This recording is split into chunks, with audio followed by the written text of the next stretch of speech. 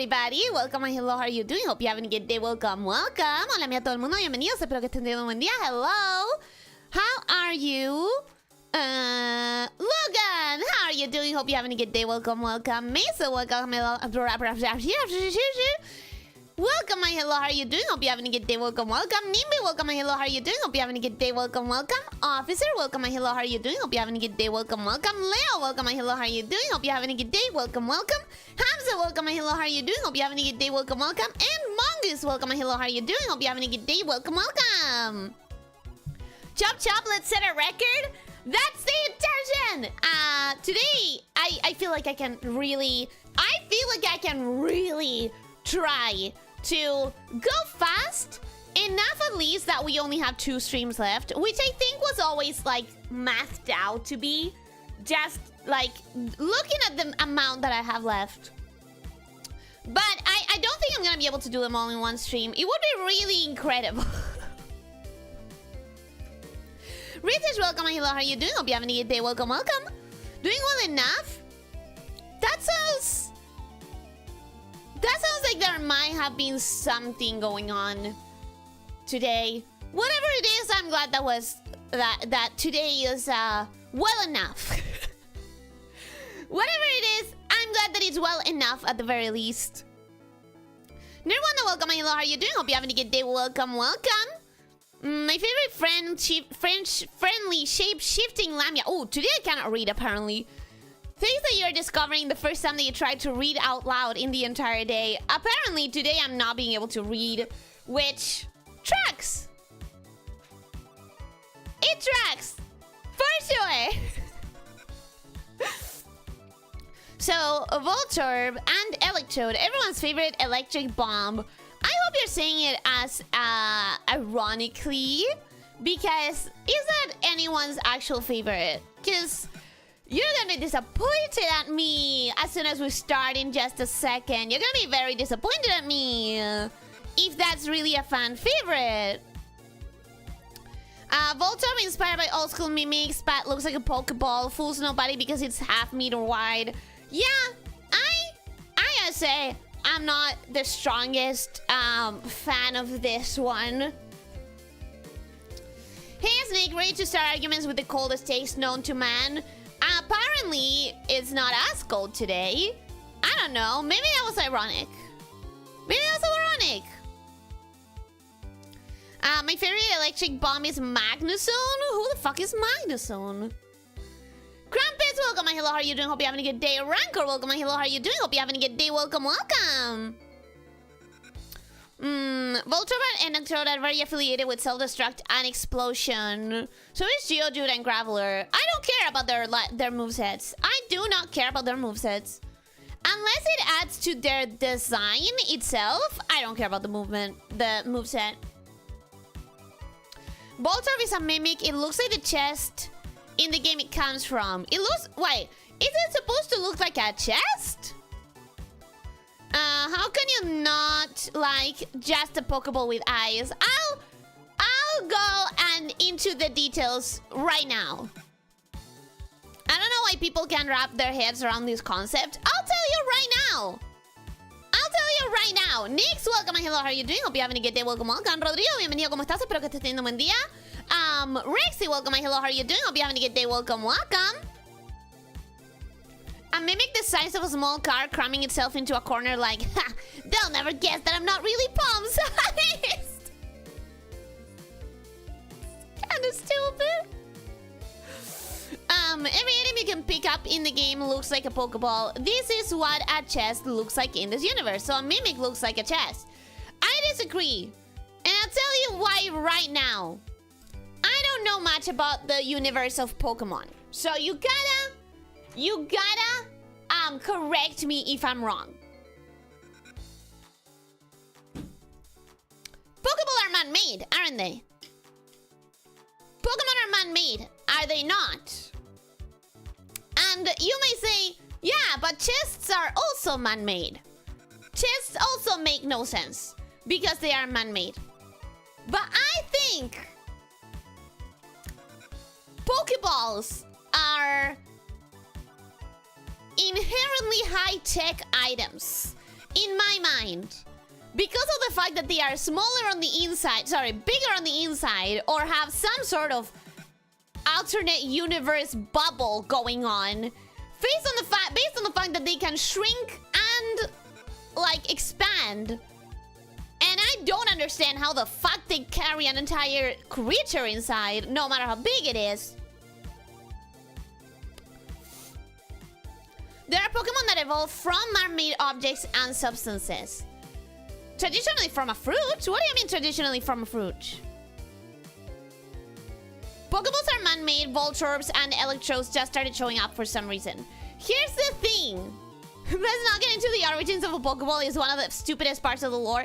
But here's the thing. My problem with these Pokemon is that I don't like it.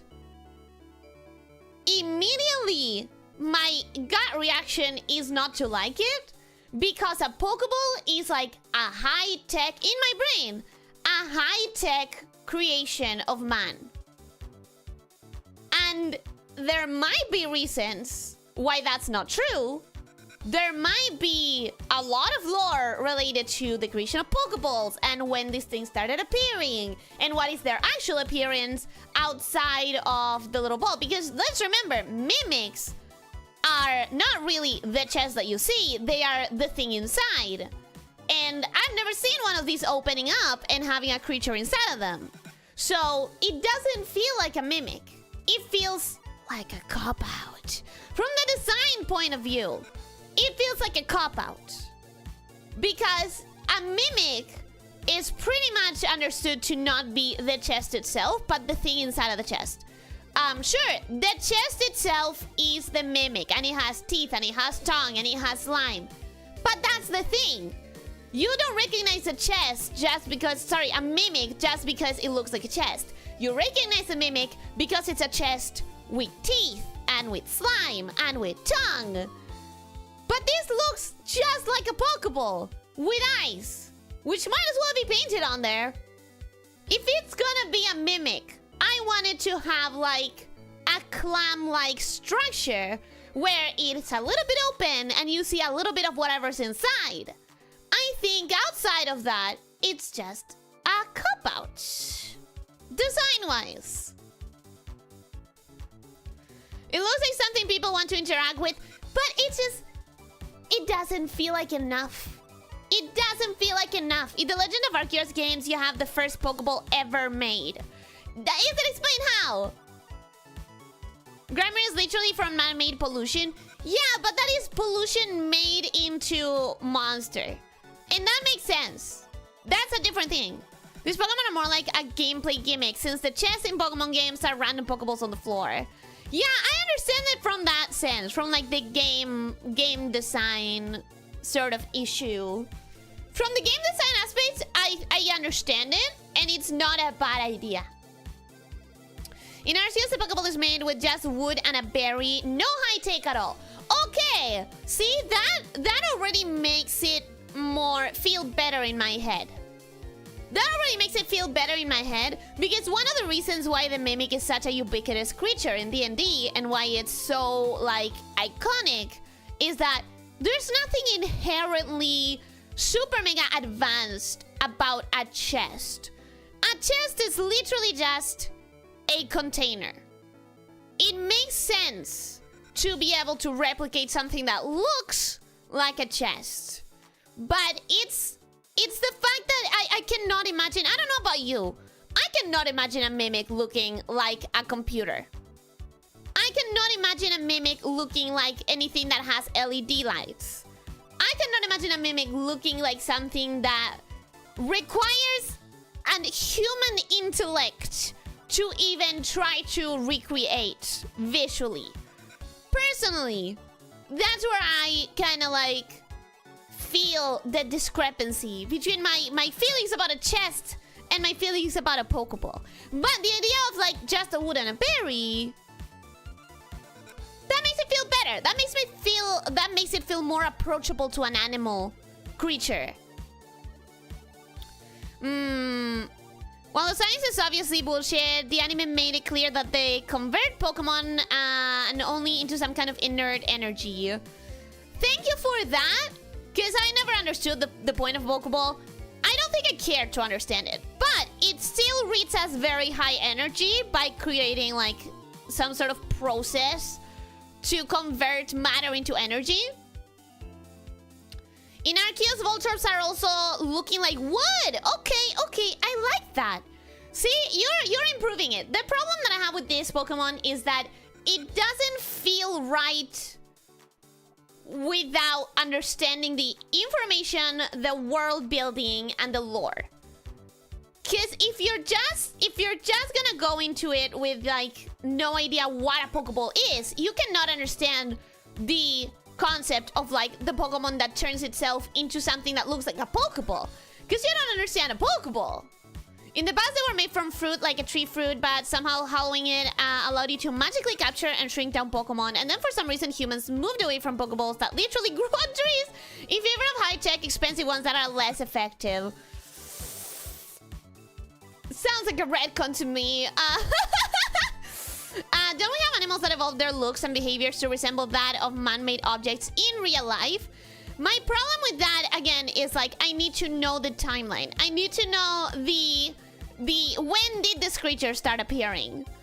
Because if we have things in our world that look like things, it's most likely that we created objects inspired by those creatures, and not that they evolved to look like objects we created. Like that's the most likely way that happened. Pinching on eyes are just a part of the style of the time, I'm afraid. Yeah, I'm just saying that as a bonus of why it feels lazy to me. You open a chest, the chest bites you. In Pokemon, you pick up the item, it turns out it wasn't an item, it was a Voltorb that you're now fighting. Yeah, but again, where's the creature? Where's the teeth? Where's the flesh inside? The eyes are the equivalent of the Mimic's teeth, which is less creature. Here's a question. Voltorb doesn't have a mouth. Why is it even hunting at all? Yeah, like that. It feels like it needs more. Does it roll around in the remains and absorb nutrients through its weird plastic skin? There's a theory there are ghost Pokemon that possessed a Pokeball. I like that more. That makes more sense. A Mimic doesn't have to look like a chest. It chooses to look like a chest because that's an effective shape. Oh, I know. One of my parties was full party killed by a Mimic that looked like a pile of leaves. So, believe me, I know that very well.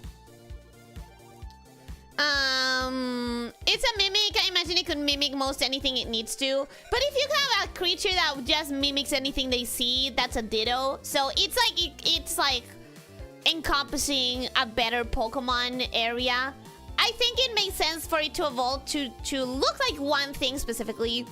I like how a Pokeball with eyes took a 20 minutes to rank because I'm trying to explain why I really don't like it.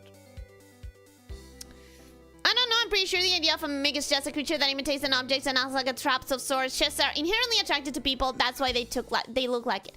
Yeah, but I think what I'm saying is like, I think the more high-tech the object, the worse it feels for the like breaking the immersion. Because if it's supposed to be just a creature with no human intelligence, it needs to replicate simple things.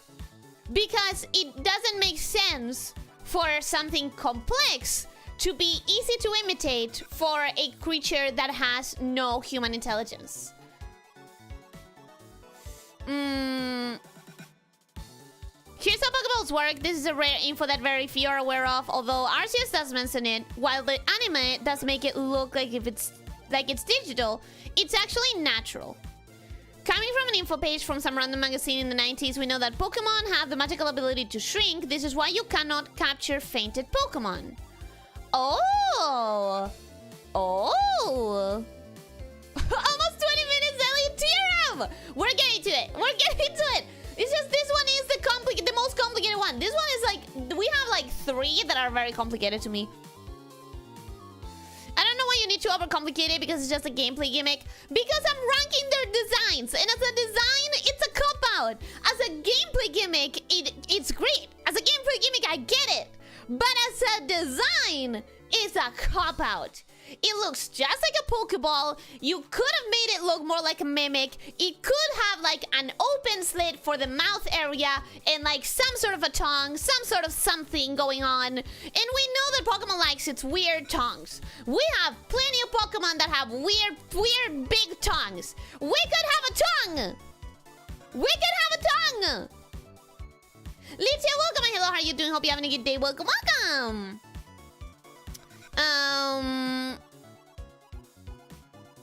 Alright, maybe we should get going though. Maybe it was entirely coincidental. Stickbugs look like a radio antenna despite stickbugs being around long before we invented the radio antenna. That's what I'm saying. Like, it's more likely that we invented things that look like animals rather than animals evolving to look like things we invented. At least you didn't find a full Mimic town. That was kind of part of the plot after we all died. They shrink down to minuscule size, so if you fail to catch that Pokemon, you sure better hope you didn't step on it after the battle. That's so... Oh no, that imagery is terrible. I don't like that.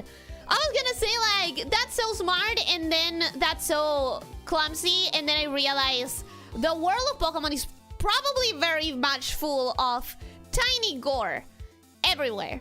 Oh my god. That's terrible. Every Pokemon logic that has ever been and will ever be explained is a retcon. That makes sense. Okay, anyways, I've given all my reasons. I'm sorry for all the people who like it. This is forgettable as fuck. This is forgettable as fuck. I hate both of them. I hate both of them, and you know what? I hate this one even more. Why the fuck does it look like that? Why the fuck does it look smug? You're not smug. You're not smart. You literally look like a Pokeball, but wrong. You literally look like the worst stealth agent ever. You're fooling absolutely no one. Wipe that smile off your face. The colors are wrong. Elytra is more than 1 meter tall. Yeah, it's not fooling anyone. It does not deserve that smug smile. It didn't earn it. It's Poland Ball? Why Poland Ball?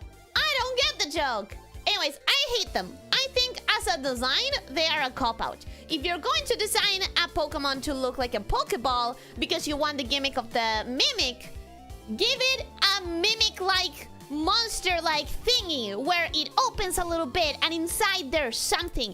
It doesn't even need to be a tongue and teeth like a Mimic. You could have a little tentacle. You could have a little, like a weird third eye that actually blinks when the other ones in the head don't. You could have like fun with it. You could have some sort of antenna because it could be like a cute thing where the Pokemon is hiding. Like you could do something interesting and original.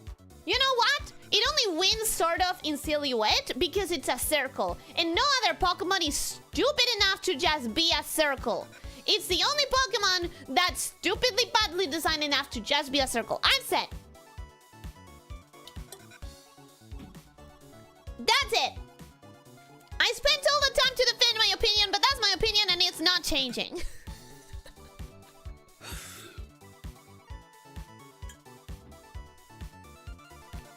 It's not changing. Okay.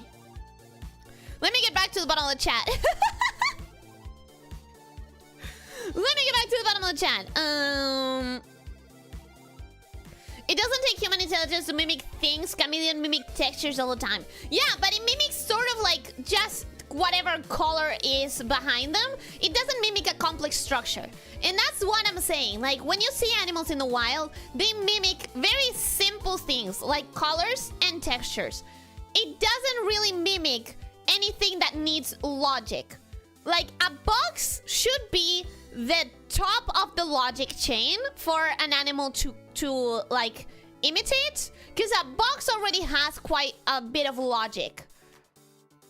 Pokemon logic goes to the trash when they put the past and they show Voltorb being older than the Pokeball. I actually prefer that. I actually highly prefer the idea of the Voltorb being the inspiration for the Pokeball. That's why I asked. Like, if the Voltorb is older than the Pokeball, I highly prefer it, and I think it kind of makes the design better. The Voltorb doesn't imitate how a Pokeball functions. They just shape as Pokeballs and look like one. Yeah, but I think that's a lost opportunity for design. I think as design, it loses. Execute and executor, despite the name, it is coconut. See, the second one is a tree. This one is the fucking evolution of that? What?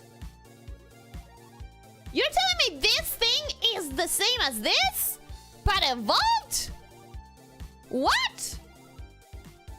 Those look nothing like each other! Those look so different!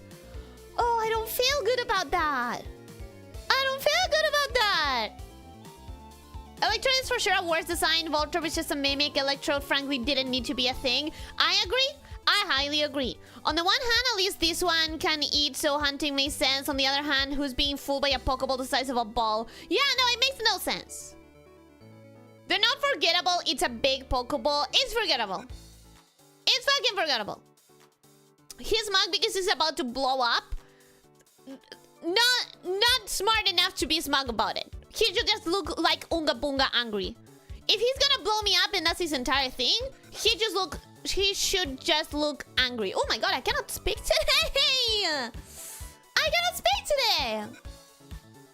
Looks at the list of just a circle Pokemon. Are there many that are just a circle? I suspect they had a single entry left, so they just did a quick edit of Voltorb and shipped it. That could be. He's about to blow you up. Yes, it's very fast and will almost certainly try to explode if it didn't manage to end it when stopping you. Yeah, but it could look Unga Bungas. Like, angry. I hate the next one. You hate the eggs? For the record, we don't disagree with your opinion that their design kind of sucks. We all agree with that. Okay, well, good. Because I'm talking about the design. I'm talking about if it's going to be a mimic, I want it to have more creative design elements. And also, I don't like it logic-wise. That's the thing. That's the thing with me. That's the thing with me. But it feels like a cop-out. It feels like a cop-out. It looks like eggs, but they are seeds. An acorn doesn't look like an oak. You have a very good logic there. A very good logic there. My only problem is this. One, I hate that this one is broken and you can see the yolk inside. Because A, it makes it less plausible that they are seeds. B, it just feels like the Pokemon is eternally damaged. Even at its fullest health. I cannot speak today. Even at its fullest health. You're telling me we already have one that looks like half broken? Not half broken, but broken enough that like it's a problem. I don't like that at all whatsoever. It's coconut meat / brain. Even worse. Guys, even worse. Like this should not be present in like a full health Pokemon. The fact that they are all cracked as well. Like, I don't like that that's an inherent part of their design. I think it would be cool if that was like how they look when they're half damaged.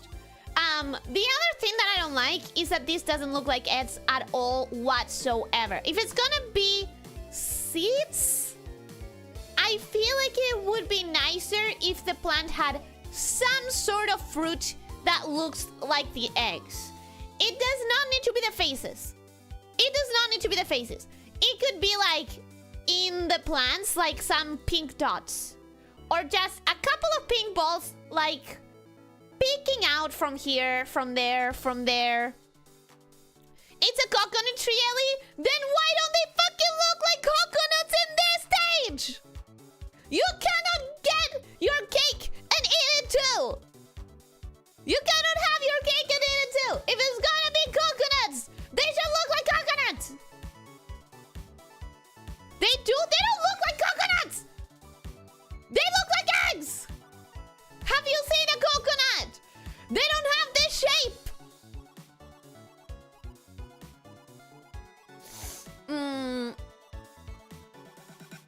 If you didn't use Pokeballs in Pokemon, Voltorb and Electrode would be forgettable. I disagree. I'll make a comment about them being damaged, but I'll just not. You can make the comment. This tier list has gone off the rails already. All plants that bear fruits only spread by animals eating them. Yeah, that's true. Remember Charizard, the orange dragon? Charizard is not a dragon, but Executor is a dragon if you hatch him in a beach. Yeah, it's ridiculous. It's so stupid. understand.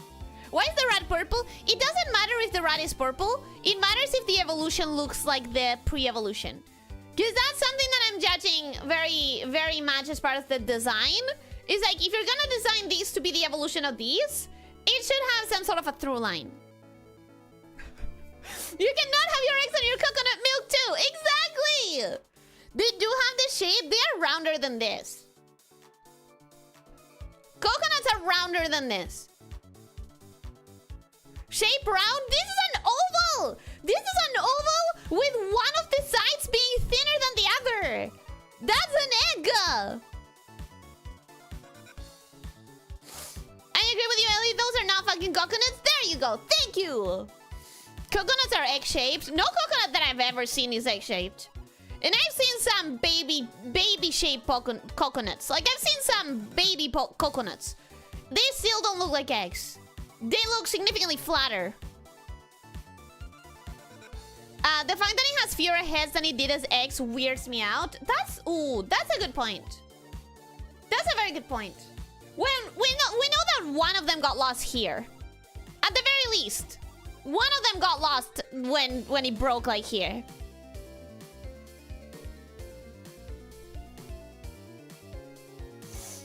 Gaining heads is whatever, but losing heads, someone died. Yep. You're getting a bit excited here. I'll throw myself out now. Yeah, sorry, you deserve it. Sorry, Nyx. That was a terrible pun. That was a terrible pun. Don't know what kind of coconuts you have over in Argentina, but in the rest of the world, coconuts are ovals. But they are not like, here's the thing. Eggs have a very particular shape. Teardrop shaped. Eggs have a very, like, oval with a little bit of teardrop. Coconuts are mostly circular, but one of their tips can be a little bit pointier, but it's like pointier. In a way, teardrop shape, since it's round and hanging, but a full coconut with the skin, not the seed that we eat, does look like an egg. Oh, I may have never seen a coconut in its tree. In its own tree before it's, like, harvested. You know what oval means? Egg-shaped. Yeah, but there's a difference between a perfect oval and an egg because one of the edges is thinner than the other. The dead egg doesn't count. They just cart the body around until it evolves. It's crazy. The only coconut I see is the pink one in the bottom right corner of the screen. Shut up! Shut up! All the eggs are still alive? Explain that one then. Its guts are out. Its guts are fucking out. Oval is an egg shape. Oval is a circle with a non-perfect circle. Yeah, it's just a circle that's stretched out, basically. I've never seen an ovular coconut. They're always very spherical. That's what I'm saying. They're way more spherical than this. Oval is just a stretched circle? Yeah. Yeah. Anyways,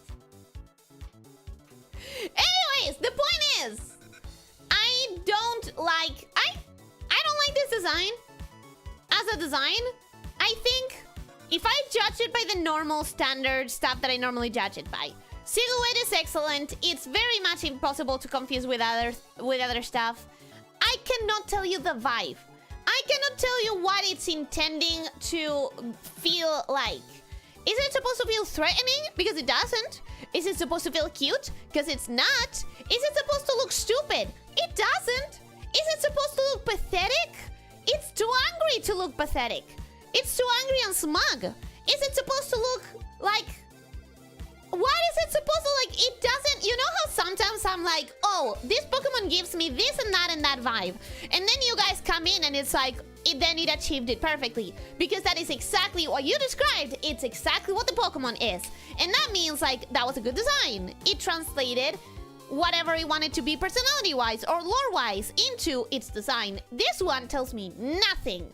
Nothing other than some clumsy motherfucker dropped their carton of eggs. It dropped the carton. Who dropped the carton of eggs? Crazy. Anyways, why the fuck does this not have any egg-looking things whatsoever? There's such a disconnect.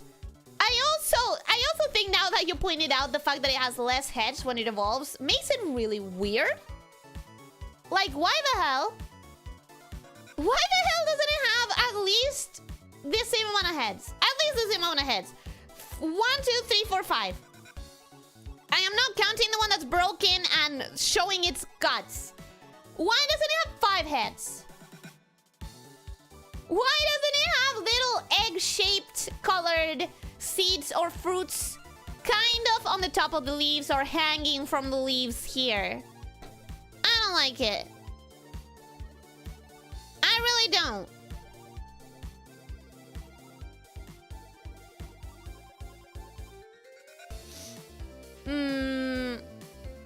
The broken one still has a full face? Not in this drawing. Not in this sprite. I've never seen a spherical coconut, and I bet you I eat more coconuts than the rest of the chat combined. Can you post a picture? I would appreciate it at this point, because at this point we've been talking about coconuts for way too long. Just because the description is derived from an object doesn't mean it describes the object. Did you never suffer any injury as a cut? You were still alive with an opening in you. That broken egg is like that. Not enough of a cut that you could see the bone inside. Are you serious? That thing is like you have the yolk. You see the yellow yolk inside. I've never had an injury where you could see my bones or my brains or my guts.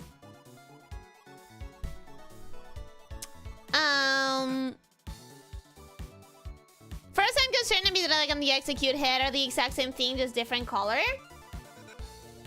They also have teeth. The egg doesn't have teeth. The tree does. Vorador, welcome. Hello, how are you doing? Hope you're having a good day. Welcome, welcome. What do you mean, Ellie? The heads are egg-shaped and also Executor has only 3 faces. They are egg-shaped, but the color is different. The size is more coconut-like than egg-like. And if you see this and you correctly think egg, because this is like egg, you see this and you cannot process it as an egg because it's so much bigger than an egg. Real talk, I like Executor because he's a powerful psychic type, but he's also huge and physically intimidating. That's unusual and an interesting combination. I don't like it because there is literally no reason for this to be the evolution of this. And I also...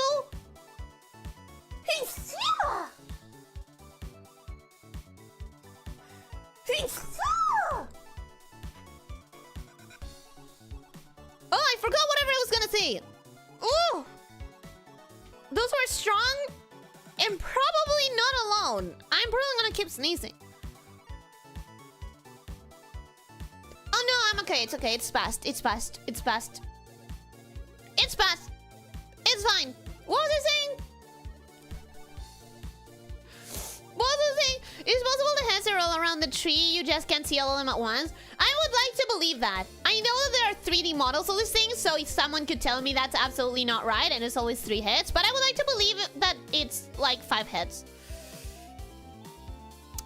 The broken egg has like its cranium open. That's what I'm saying. I like how the eggs are all experiencing different emotions. The one on the right is smug. The one on the front left is experiencing that feeling of I deserve that. The middle left is experiencing an existential crisis. Boo! The one in the back is fresh off of his own crisis, and the one in the middle is still processing what he did to the dead one. Like, I'm gonna be honest. I don't see it. I don't see the reason for these designs right here. I don't see the reason for the evolution line. I don't see the reason for it to be eggs. I don't see the intent of personality or like even the type. What do you mean this is psychic? What do you mean the eggs are psychic? Like, it makes no sense. None of it tracks with each other. None of these facts track with each other.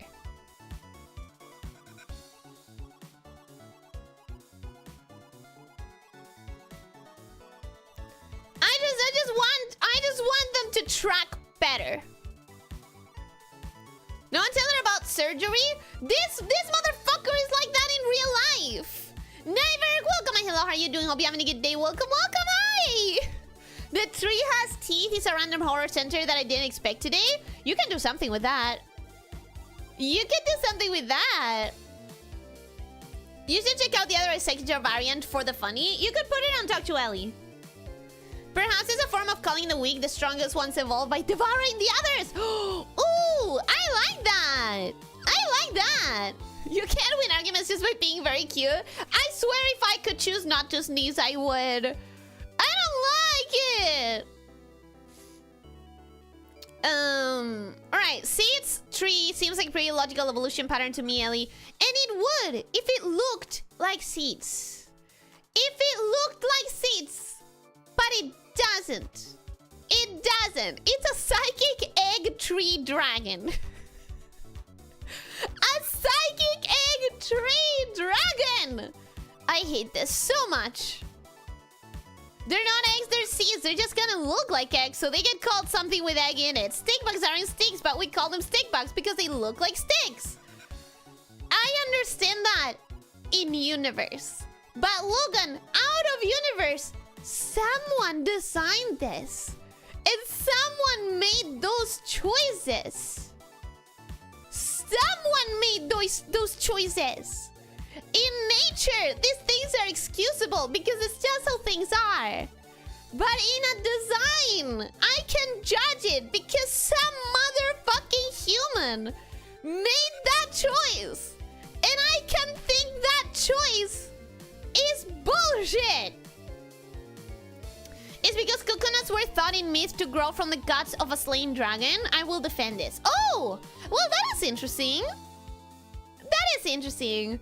If it was the pre that eggs eat the weak, how does that fit with they are the same single Pokemon? Yeah, it all falls apart. It all really falls apart. You know? So I think I'm gonna judge them now. I've talked about them enough. I don't like you. And I don't like you. And I don't like them in the same amount. I think they are both equally bad. They're not bad enough to be in the bottommost tier. Again, this here is not the bottommost tier. This is like the layer below hell. This is the real final tier. This tier right here is the real final one. This one is the exceptional one. They're not bad enough to be in the last, but they're pretty bad. They're pretty bad. I've said what I said. The only good thing about the X one is the silhouette. I guess the color palette is also kind of like nice to look at. But again, if it's not supposed to be eggs, it shouldn't be that pink. Sorry, not sorry. Absolutely not liking it. Well, you know what? I'm going to go ahead and move this one up, actually. For the following reason. I was supposed to be judging this on design only. And even though a carton of eggs that someone dropped on the floor is not like the best basis for a design, at least design-wise, if we ignore everything else, like they're supposed to be seeds, or they are supposed to evolve into a dragon palm tree, like, if I just judge the design, the aesthetic of the design, it works. Has a nice color palette, has a nice identifiable silhouette. It's very different and unique from everything else. You know what? No, let me put you back down. How the fuck am I supposed to trust that a carton of eggs that someone dropped on the floor is going to attack or defend itself? No. No. No. We're in the Pokemon world. I'm supposed to be able to fight with these things. That's a carton of eggs that someone dropped on the floor. I don't like it. Moving on. Moving on. Spend the last 10 minutes looking for my coconut photos because I always brag about how well I open them, but I couldn't find them in all of the other photos, so I just posted from Google Images. Okay, thank Thank you. Cubone and Marowak Pokedex licenses. Every Cubone is an orphan where his mother's skull. I breed them. All the mothers lived. Yeah, it's a weird bit of lore to want to give Pokemons that you can breed yourself, that they are all orphaned, because that doesn't really track with what the player is doing. 45 minutes for just 4 Pokemon. We've been getting slower and slower, Leo. We've been getting very much slower. A lot of dead dragons on the beaches. You'd think they'd have learned to stay away a lot sooner. Oh, because of the amount of coconut trees? The Pokemon with an entry that doesn't make any sense. Cubone is supposed to wear Marowak's mask, but the mother can still be alive, and the Pokemon has always that mask. Yeah, it doesn't make sense, so we're gonna ignore it. We're gonna ignore the lore for this one. Good old Cubone wearing the skull of its mother. People have a very popular theory that I subscribe to, that Cubone and Kang are the same species. We're gonna ignore that too. We're gonna ignore that. They're not egg. You know what? I give up. Yeah, you have to give up. I'm not changing my mind. Those are eggs. The weird thing is that Cubones hatch with the skull. Yeah, and that's why we're gonna ignore the little bit of lore. We're going to ignore the lore. Good grief, that was painful. Eggs got us all constipated. Yeah, that happened. You ever seen Cubone in the anime, Ellie? He's adorable. No, I have never seen the anime. The title of the stream is Girl Who Has Never Played Pokemon, just because Girl Who Has Never Played nor seen the anime of Pokemon and hasn't played the card game either was too long. But I have no experience with Pokemon at all whatsoever. So the Cubone lore is one of the sadder ones, but at the same time, a lot of Pokedex descriptions are extremely exaggerated to the point they make more sense as just children's imagination. I like the idea that they are children's imagination and not so much facts, but it's also kind of like stupid at a fandom level, because then you would have no information to work with as a fan.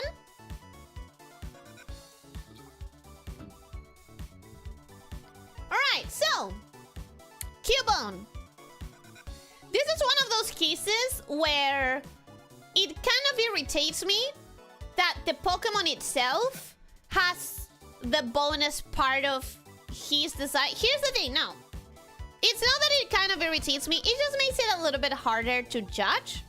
Because it's like those Pokemon that suddenly evolve to have manacles or whatever, right? That seems like an external tool that the Pokemon can drop. The Pokemon can stop wielding the bone, right? It can drop it? Yeah? That makes it a little bit harder to judge, because like, is it part of the Pokemon or is it a tool of the Pokemon? Is it something that he can drop, or is it something that's literally fused to his hand? It can throw it like a boomerang. Yeah, like a bone meringue. So yeah, it's like, is it technically part of the Pokemon, or? Because the skull being part of the Pokemon, yeah, I get it. I get it. I like it. I think everything works, even though I'm not the most excited about this Pokemon. I don't know if everyone expected me to be like, oh my god, he's so cute. Ah, he's so cute. Wow, he's adorable. Because I don't feel that way. There's something about the shape, something about the skull, something about the eye, something about the weird protrusion that he has in the back, something about the thickness of the thighs. Those thighs are way too circular for me. Those thighs are way too circular. I wish they were a little bit more toned down. I feel like this is a standard design. It's a good design. It has that element of monster, that element of animal, but it's also like not super special to me. I think again that the thigh shape could be a little bit slimmer. Not super slimmer. I don't mean to take his thighs away. I don't mean to take away his thunder thighs. But it doesn't need to be an almost perfect circle. It could be just 2 pixels slimmer. 2 pixels. I also don't fully love the way the belly color is handled. I think it needs to be a little bit more different from the brown in the skin to add that contrast, to see that area a little bit more easily. And I think it could be a little bit lower so that it doesn't reach the skull. So that, because I cannot truly tell if it's supposed to meet the skull or if it's supposed to not meet the skull, if it's supposed to keep going up or not. The belly color, the little cream sort of color, I wish it was a little bit more contrasty, and I wish it either kept going up entirely. It doesn't reach the skull, you can see where it ends in the sprite. That's the problem. I cannot fully see where it ends on the sprite because the contrast is so low. I'm not entirely sure where it ends. I'm not entirely sure. You may see it, but I, as someone who has never seen these sprites, I'm getting confused. I'm not fully understanding where the line is, because there's also like the shadow. The skull has a couple of pixels painted differently because of the shadow, and I can't quite tell. That's a sprite specification, not a design problem. But if the color of the cream area in the belly is always the same, it's always gonna be a design problem, because the problem is the lack of contrast between the two colors. You know what I mean? I think I like the design enough, but I don't think I like it a lot, you know? You do have contrast clues in the form of the curvature of the shape too, but that's what I'm saying. Like, I wish that was toned up a little bit. If it's going to be, if it's not supposed to meet the skull, I want it to be a little bit lower. The shape a little bit more circular at the top so that it closes earlier. And I want it to be more contrasting in colors. It's crystal clear in the drawn artwork. Let's go to the drawn artwork. I haven't pulled this up in the entirety of the last stream. It's been a while since I've pulled up these ones. How far am I? Okay, here, right? Here, okay. In this one, he doesn't even have anything, actually.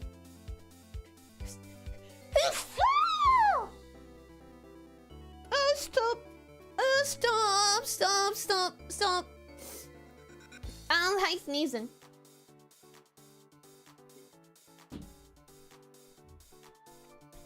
In this one, he doesn't even have anything.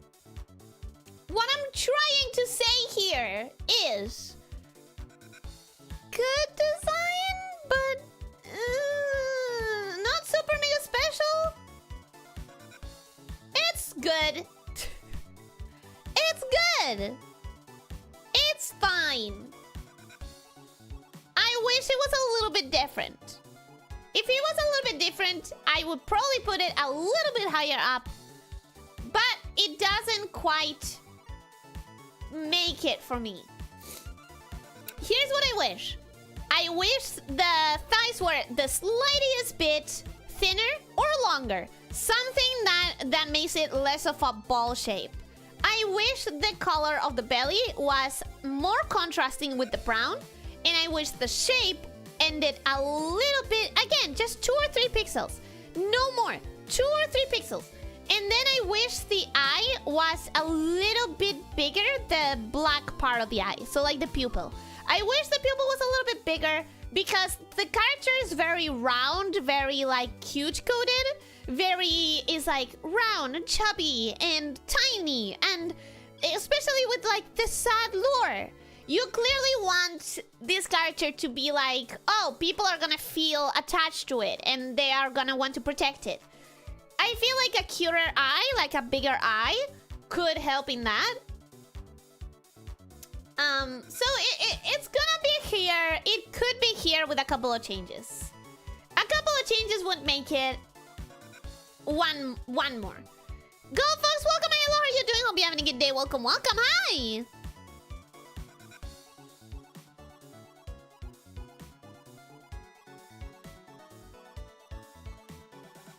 Alright, now. What?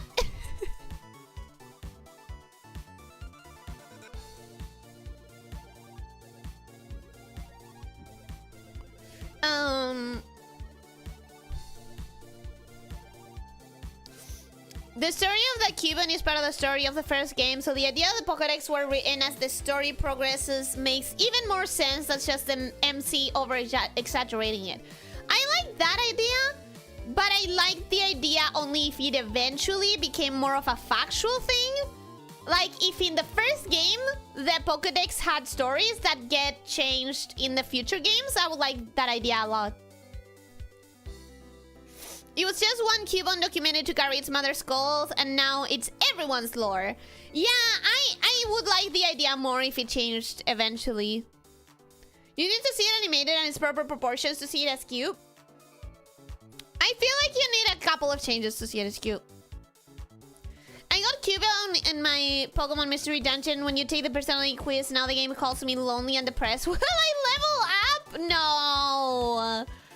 No. That should not be as... Because here's the thing. That's an individual thing. That's a character thing, not a species thing. Well, it can be, actually. It can be. You can have a species of Pokemon that has, like, depressive tendencies. That's kind of like something that can work as a design. Ash, I'm trying to sneak through the Mount Moon caves, but the clap on my Thunder Thighs is alerting the Subats! Those were practically freaking circles, bro! It's a time of year. It is a time of year. I'm cold. I'm cold. Unfortunately, we like you sneezing. I don't. I'm cold. Does Marowak look like a grown-up Cubone at least? Is this Marowak? You guys have to tell me. Is this Marowak? Isn't that just Charmander in helmet? I don't think so. It's supposed to be sad and traumatized. It can't have a cute expression. It totally can. It absolutely can. In fact, bigger eyes, rounder eyes that shine more would make it look more sad. Don't know if it needs change as it is. People already stated how much they love it and made some incredible fun art protecting it. So I'll just chalk it up to you being you. All I'm saying is I would prefer the design more. And I think it would serve the purposes more. I think all of the changes that I'm saying I would like to see would enhance what is already there. You're in trouble now. Little did you know that they were actually left-handed all along. Left-handed who? The Pokédex gets changed every game. Oh, that's interesting. I didn't know that. Every generation does have its own Pokédex, entries for the same Pokemon. First game is the only game where the player is actually writing the Pokédex. Ooh. Wait, what about the other? If the Pokédexes keep changing, what is the lore between, like, what is making them change in universe if they're not being written by the main characters? In later games, filling the Pokédex is just a fun activity, but in the first game, Red and Blue are actually writing it. That's interesting, and it creates even more questions. That's Marowak? Okay, Marowak already starts by having a confusing switch up. Why did the bone change hands? Wait, why did the bone change hands? That makes no sense. What? Why? Anyways, aside from the bone changing sides, I can't really say much, bro. I can't really say much. I think it's kind of the same design, but a little bit more, which is standard for evolutions, and I like it. I like that the belly now has lines, implying it's a harder belly. I like that the little stubby tail became a longer tail with a spike because it's more threatening. I like that the eye that was black is now red because it makes it more dangerous. I like that the skull is now fused because it, like, implies, like, the Pokemon and its iconic parts are now more.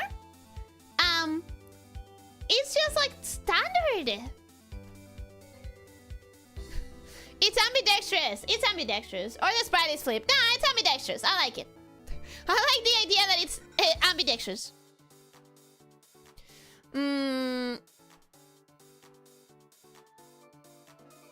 There's a ghost in the first Pokemon games that when used with the stealth scope, it's shown as a Marowak, and in the remake shows it as females as gender weren't in Gen 1. I don't think that matters. Cubone is supposed to try and make a stoic face because of its sad lore. Stoic is not the same as sad, though. I assume the professor for that reason for that region writes it? I don't know. I don't know. It's curious that they didn't keep going with the idea of the main character writes it. Because to me, that sounds better. That sounds more interesting. The Pokédex in Arceus makes no sense. Nobody knew anything about Pokemon before you arrived, but once you catch a Pokemon, you know everything. Lore, size, height, diet, breeding type, etc. I think it would make more sense for you to be writing it then. In that case specifically, it would make a lot more sense if you were the one writing it, no? Switch hands because they're not taking it easy on you anymore. Ooh, I like it. For example, in Generation 4, you meet Cynthia, the champion, who talks to you about the time she did her own Pokédex challenge. Meaning by that point, it would have been filled, but yours is empty. I don't understand that. Do you never hold a bag in another hand? A bag, yes. A tool that I have to use? No.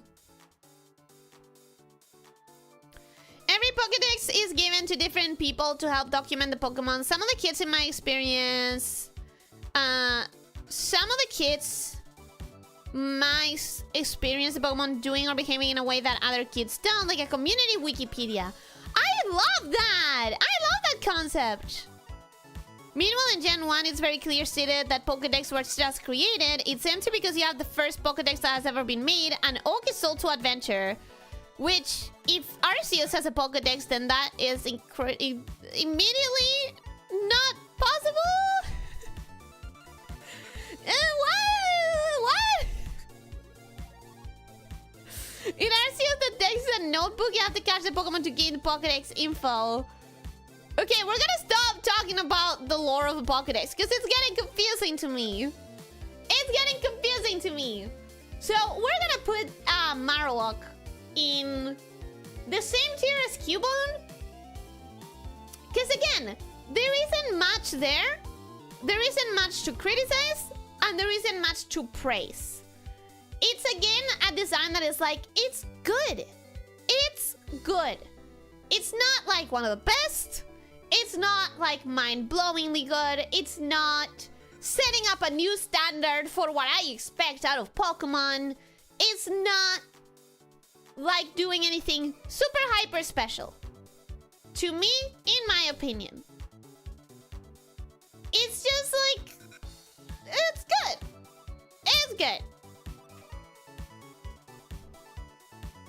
Now, I'm assuming this one and this one go together because they are both fighting types. This one is kicking you and this one is punching you. So I assume they are the same thing, right? The kicking Pokemon Hitmonlee after Bruce Lee or Sawamura after the JP Kickboxer Tadashi Sawamura. In Gen 1, the first Pokédex could mean the first electronic Pokédex. Okay. Loopholes. My favorite part of Arceus is when Lina met the lady who eats Pokemon saliva. What the fuck?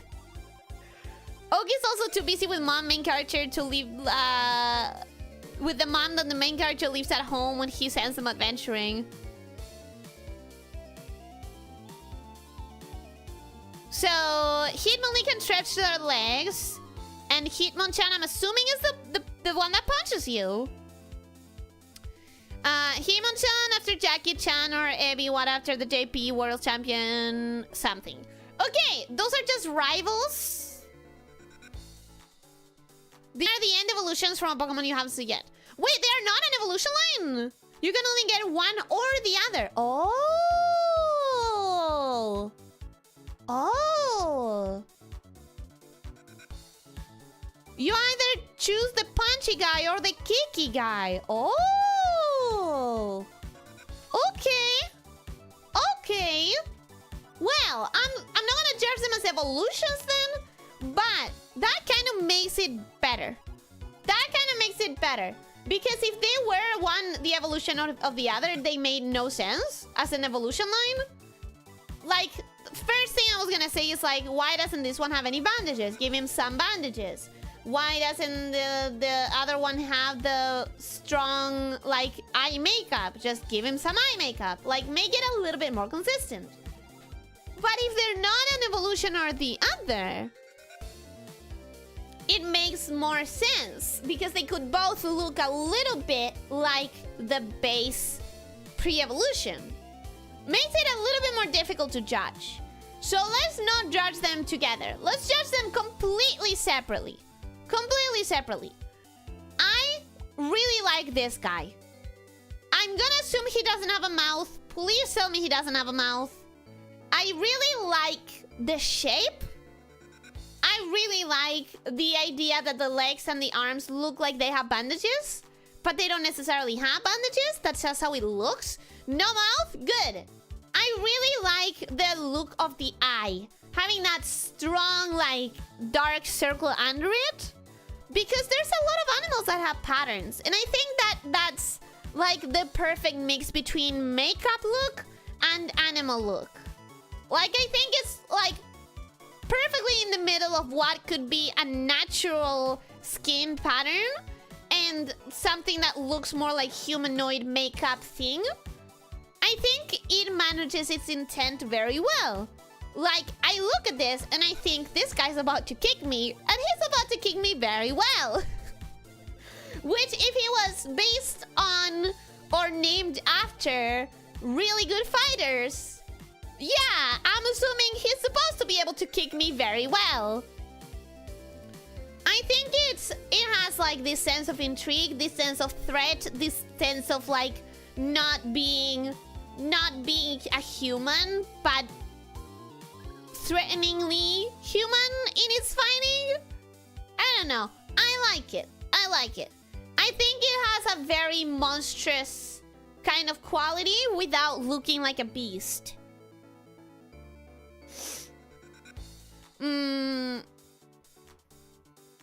Canonically, Oak takes Ash's mom to other regions with him when he investigates Pokemon because Ash's mom cooks for him, but the mom doesn't cook, her Pokemon does.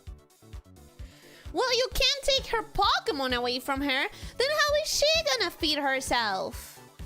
You see, they have to be a pack.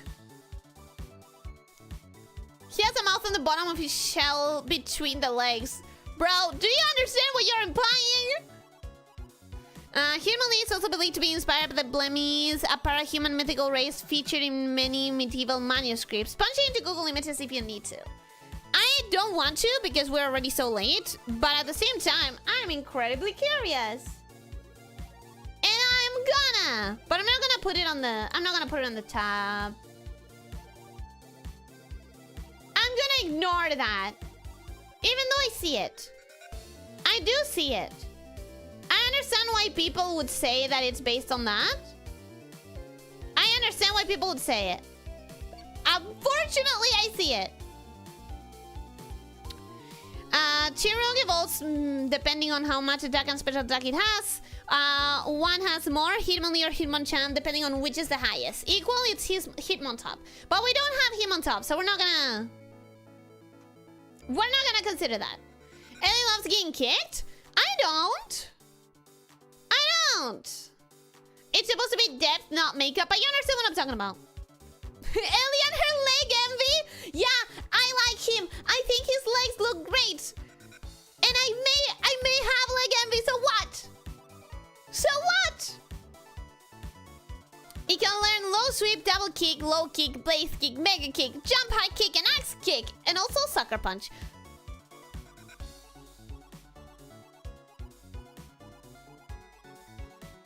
Okay. Okay. Okay.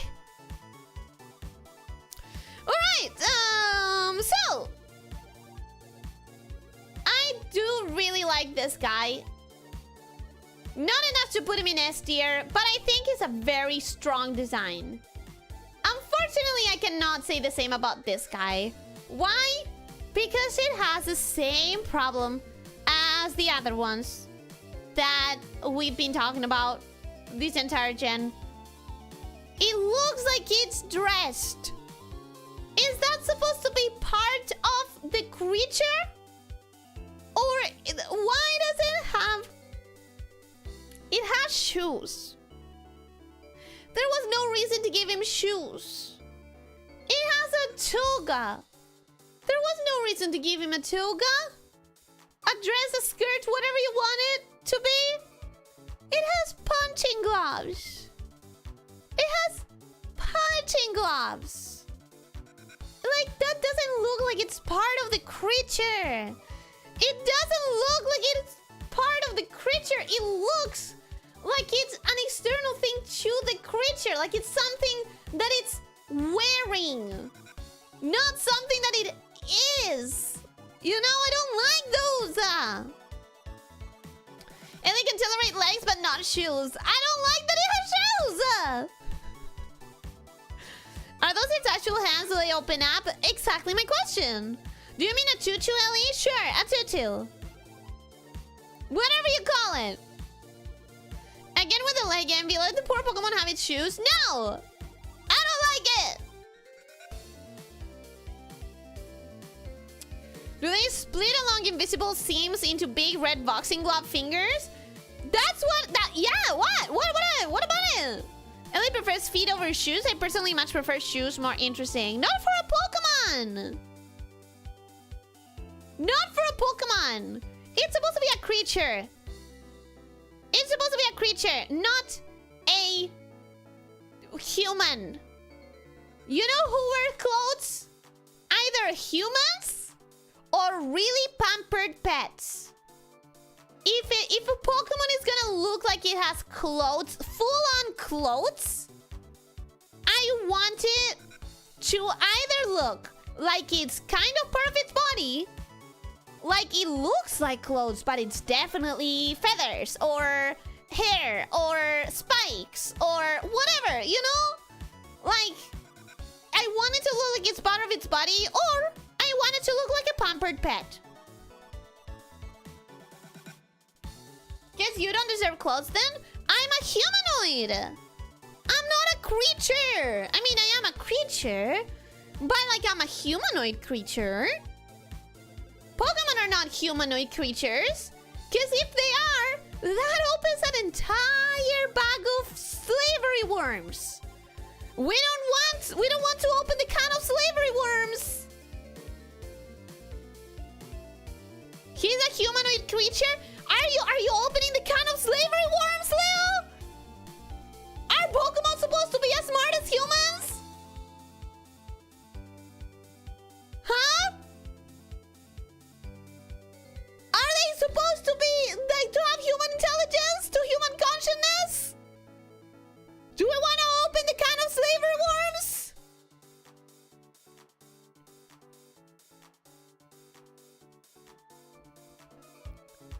Pokemon are smarter than humans. Alexam has 4,000 IQ. Tell me how Hitmonchan is not humanoid.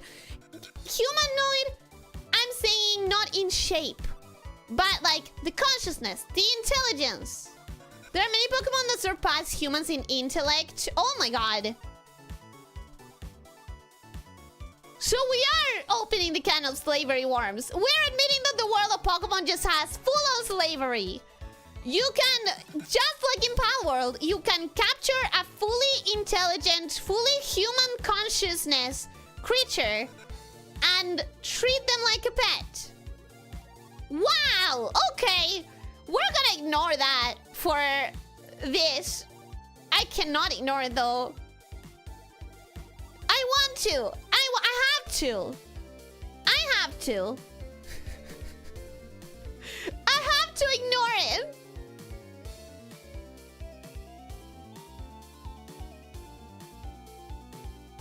If I don't ignore it... Oh my god! If I don't ignore it, it brings way too many things to the table. Metagross is a Pokemon that is smarter than 4 supercomputers. I feel very uncomfortable with that. Like, very uncomfortable. Meowth, Mewtwo, and Slowking, there are Pokemon that can talk. Here's the thing. Meowth talks only because he needed to be the comic relief of the show. So it's not that the Pokemon can talk, it's just that the show needed a talking human relief, but they made it a Pokemon because kids show. Mewtwo is fine that it talks because it's supposed to be like a scientific experiment, right? It's not supposed to be like a natural creature. It's supposed to be a man-made thing. Slowking, I have no idea who that is. So that's where you beat me. That is where you beat me.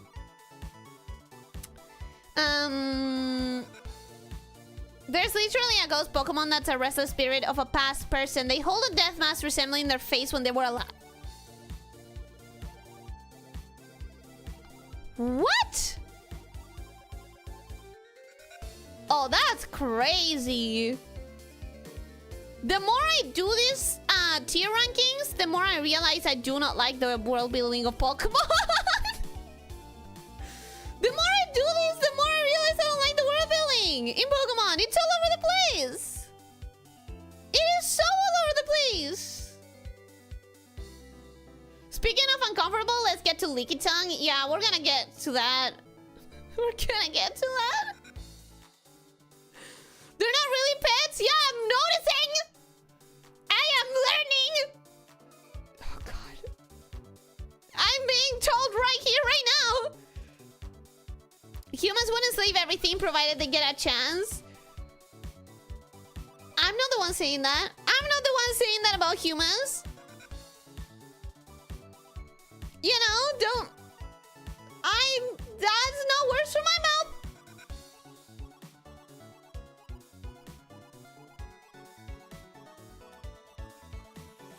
Pokemon world building could potentially get very dark, but they won't because it's for children. That's what I'm saying. It's all over the place. It's like all over the place. So back to the whole just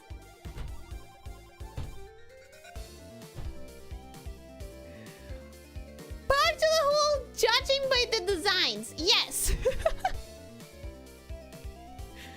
Back to the whole designs. I do think we can move on. Yeah, let's move on. We all know you don't have anything good to say about this design. Nobody especially will care if you put this low. We can progress. Yeah, the one thing that I have good about this design, I do have one good thing to say, or two specifically. I like the head shape. The head shape is very creature. The head shape is very like head creature, tree but not tree, monster but not monster. It has a nice ambiguity. And then the pauldron kind of shape, that looks like it's made out of its own body. So that I really like it. The fact that it looks like it could be part of its own body. I like those two bits. The rest is what I don't like. I'm gonna put him here. Everything else I hate. Everything else I hate. It looks like boxing Groot. There, I said it. Yeah, I like the head, which is the most Groot part. Because it's more creature. So I like that.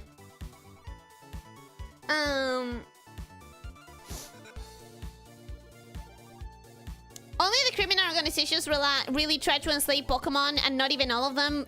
Forager, my friend, my darling. Let me hold your hand while I say this. The entire main gameplay element is you capturing free creatures, putting them inside of your balls, and then controlling them in how much they train, what they learn, and who they fight. The entire gameplay mechanic is slavery. It's not about the organizations. It's about, you know, you taking them out of their environment and then they having to do what you tell them to do as they fight whoever you tell them to fight. So, yeah. Anyways.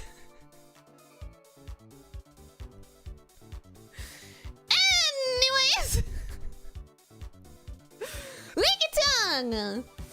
The tongue is usually 7 foot. It leaks every new thing it finds. Design is awful. Next. The worst part is that I don't think the design is awful. I don't think the design is awful. I don't think it's too bad. I don't think it's too bad. It's not slavery. It's mankind being the dominant species of planet. It's slavery, bro! Yeah, I'm moving on from the slavery. I am moving on from the fucking slavery. Lickitung, I don't hate this. Wow, what the fuck? Ellie, huh? I know. Let me cook. Let me speak. I like the shape in general. I think the fact that it has this big ass tongue adds to the silhouette, but I also love that they compensated it with this big ass tail. The big ass tail, the big fat tail that has a very particular shape, I think it gives it a very good silhouette. I think the colors are fantastic. That specific like coral-like cream and the yellow, and I love the way that it has very particular markings, because that circular thing in the knee is like very particular, very unique. It will slobber all over you and leave you paralyzed. That makes sense. That makes sense. Looks okay in 2D, but the 3D model it's so bad. The problem with judging with sprites is that one version of the sprite might look good and the other version of the sprite might look bad. So I'm gonna judge them by these sprites specifically. I really like it. I think I love the fact that it has this big black eyes of nothingness, because they could be at moments, depending, like if I look at it, it might look kind of cute, but then I look at the tongue and that recontextualizing the eyes into looking a little bit more like dangerous. I personally just really like it. I know nobody expected that. I just feel like it's a good design. I think it's a good, unique, very identifiable, very good color palette, very good silhouette. I love that stupid big fat tail. I love it. It compensates the front end of the sprite very well. Ellie, it's pink high tier. It's a nice color, isn't it? It's a nice color palette. She hates Golbat's original design, but Lickitung gets a pass because Golbat had no place for organs. Remember, that's what my problem was. Golbat, he has no organs. This guy has a full body full of organs. He is fine.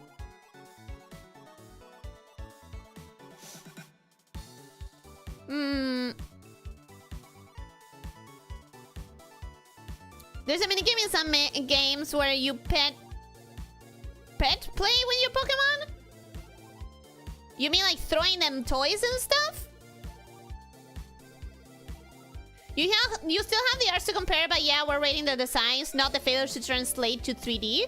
Yeah, it's like it could probably be a problem of adaptation or a problem of design, but it's gonna take a billion years if I have to take into account every single instance. Like, I could be judging by the art in the anime as well, for example, or the cards, but like, it would make this literally endless. Coughing and wheezing poison gas Pokemon, I think they work not amazing. I think by poison gas, it makes sense, obviously. Oh, I opened the same thing twice. Okay. I think it makes sense, obviously. But it's like you're saying, like, is there much to say? I think this one is better than this one. Let's start there. I think this one is better than that one because of a couple of reasons. One, I think the colors work better. This one has a more pinkish kind of purple. This one has a pure purple, which is more associated with poison. So it already works better. This one also has a very dumb face, which kind of contrasts the idea that he's this dangerous thing. He's this toxic thing. But it's also like he is that thing without intending to. Like, he might be made of poison, but he's not trying to kill you. Meanwhile, this one is like, again, this one looks sad. This one looks constipated. I literally don't know what this expression is supposed to be. Like, I don't understand what that expression is supposed to be. Is it supposed to hate that it's toxic? Is it supposed to be weaponizing the fact that it's toxic? Is it supposed to hate me? Is it supposed to be angry? I don't know. I don't know. This one just looks happy. This one just looks like he's just vibing, you know? Coven and Wheezing, everyone's favorite poisonous bomb? Not my favorite. I don't have much to say either way.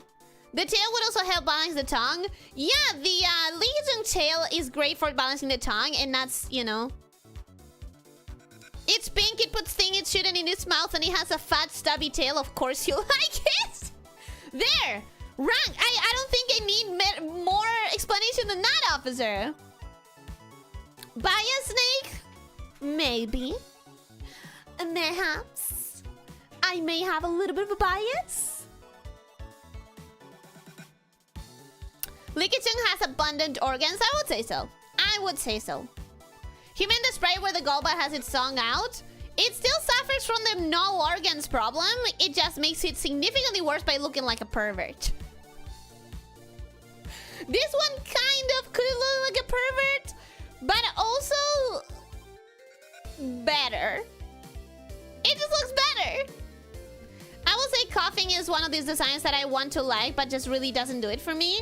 I think it's because it doesn't do anything particularly fantastically well.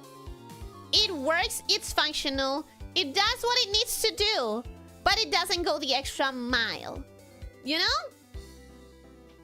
Grimmer is an amazing pollution design. Coughing, what is it? What am I looking at? Is it a rock? It's a little bit... It's a little bit of a nothing concept. It's like, it's there and it's poisonous. And that's it. There are much stronger designs in this very own gen. I think the motif is carbon monoxide into dioxide. And that may very well be true. Like, that may be true. That one looks like me in the elevator knowing they can't get away. What a self-report, officer! There's original form of wheezing where it's a long hat, which is steam pipe and gas mustache. The original forms inhale butter and release purified air. I think that probably makes a little bit more of a stronger statement about air pollution, probably. Does silly tail balance the tongue too? It doesn't need to, because I have something called core strength and a spine. He's boring to me. Yeah, that's the thing. He doesn't do anything particularly special. It's like an okay design. It's like an okay design. This, personally, is like, it's fine.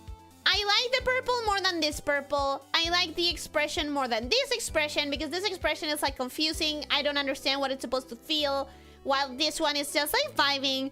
I don't like the skull and bones imagery, just because it's so specifically man-made.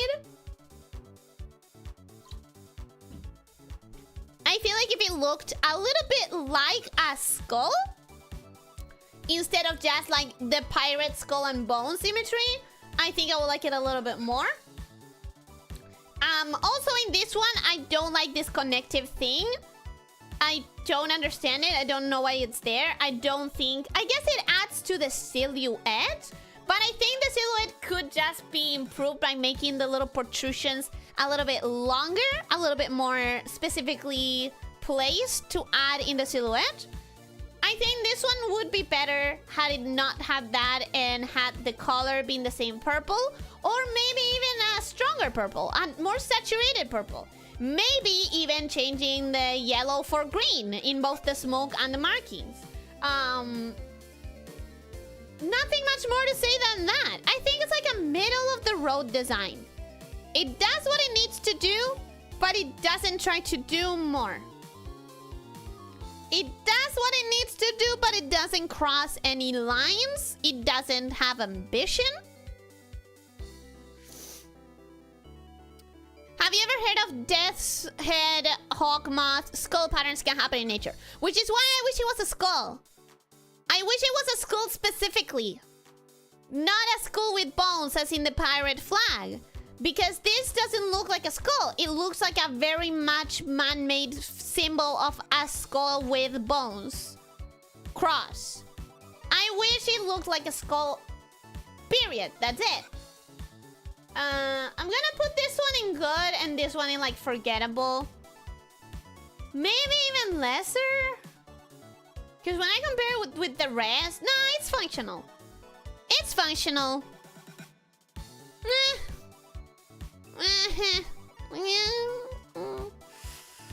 Supposed to be the same color?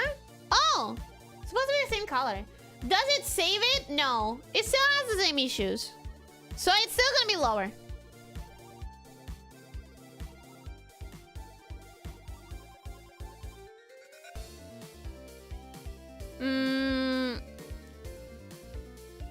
School patterns happen all the time in nature.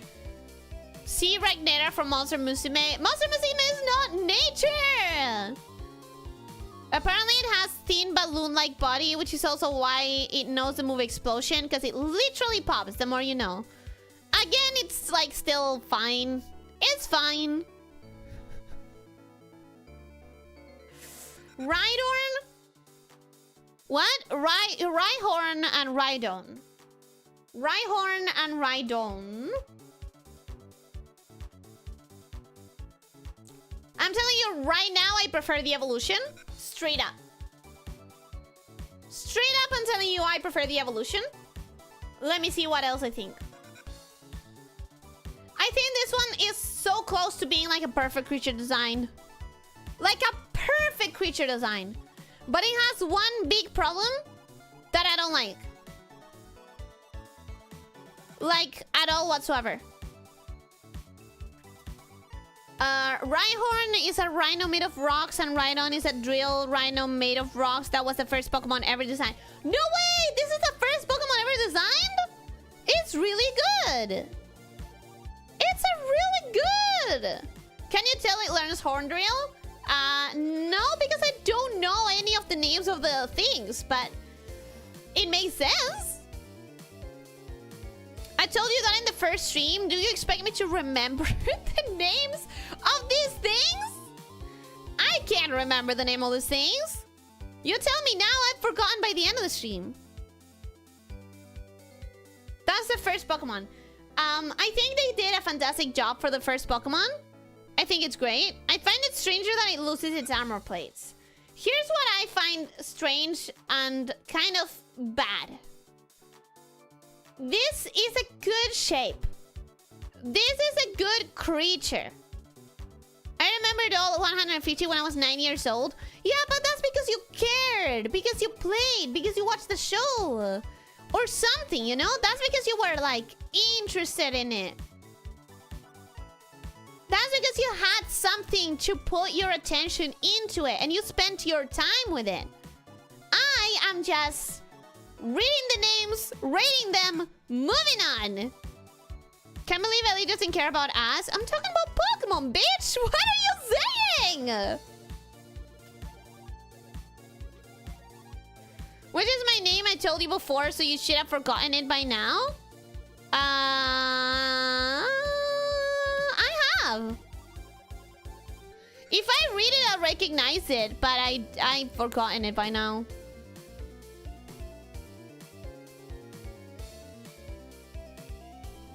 The whole body becomes harder, not just the spikes.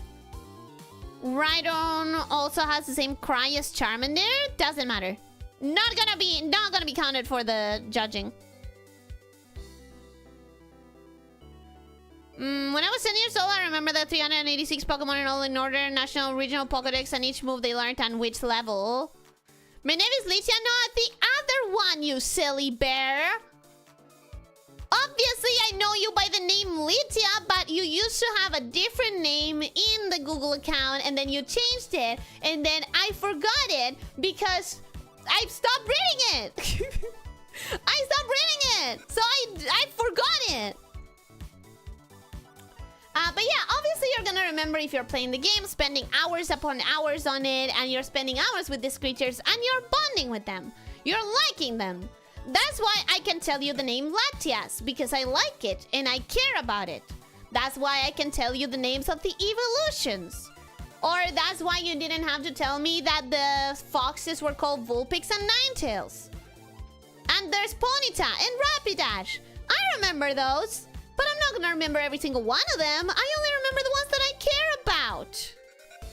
I just will remember the ones that I care about. Like Spoink, I think. I think it was called Spoink. Alright, so I'm gonna say what I mean to say. Like what I've been meaning to say for a while. I think this is pretty much a perfect creature design. It's very creature, it's very monster. However, I absolutely hate, despise, abhor the flat hole here. This is just, it looks like a shoe sole. It looks like a shoe sole. It looks like someone came in with a mallet and gave it a concussion. I don't understand why it looks so flat and so much like a thin plate. I don't like it. I don't like that it looks flat and like it's concaved. I don't like that. It looks so not authentically natural creature thing. Alex, welcome and hello, how are you doing? Hope you're having a good day. Welcome, welcome. I absolutely love this creature's design. It's very creature and it's very design. I mean, truly, it's very creature. It's very design. But it's also, it also looks like someone hit it with a mallet and gave it a concussion and he never recovered the shape of his skull. I hate the shape of this head. There are dinosaurs with that similar concave part, Ellie, but are there really?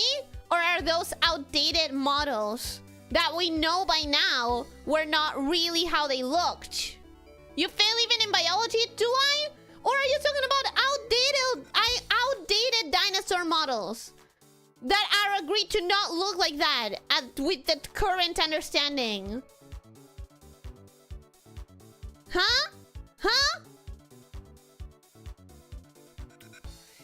Fun fact, the Rhydon and Charizard having the same soundbite due to lack of space was referenced in the Twilight Wings when Bae thinks that she sees Leon's Charizard, but after blinking, it was Rhydon.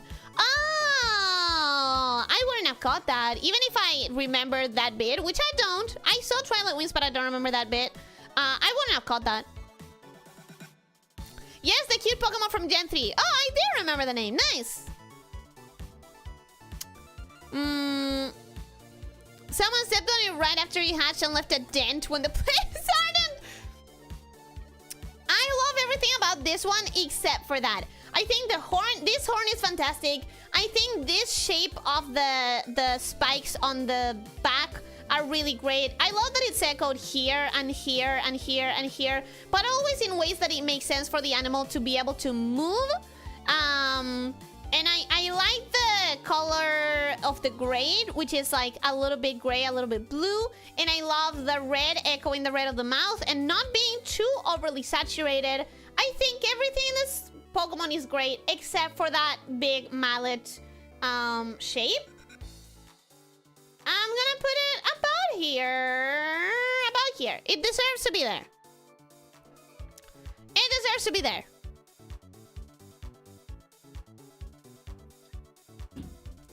Looks like I could use it as a table if there was ever a Rhyhorn drive-in theater. Exactly! Exactly! If you play Pokemon against Ellie, it's a viable strategy to use Pokemon that she has ranked low. She won't even remember what she's looking at. Absolutely! I would not remember what I'm looking at whatsoever. In fairness, he does bash his head a lot. He does? Poor baby, he's actually concussed.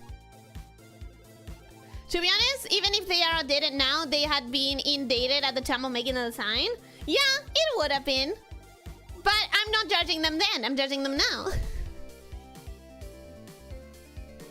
The updated and outdated are for the skin, fur, or feather. The shape of the bones didn't change. The shape of the bones didn't change. But there's been a... How do I say this?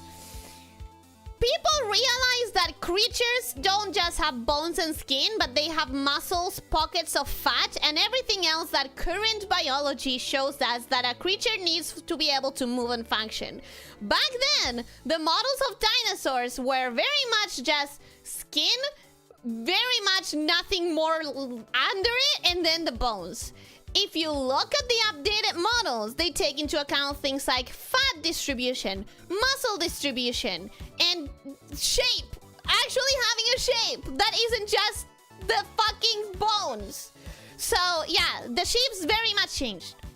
You're talking about skin wrapping. Yeah, skin wrapping. So the models have definitely changed way more than just fur or feathers. Very much. Raptors' main changes are the skin from reptilian to more feathery, and on the face there is not much changes in fat.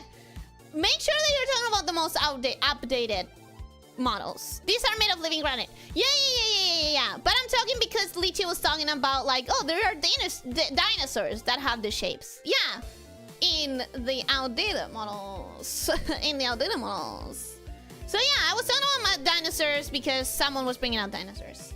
So this one, Rhydorn?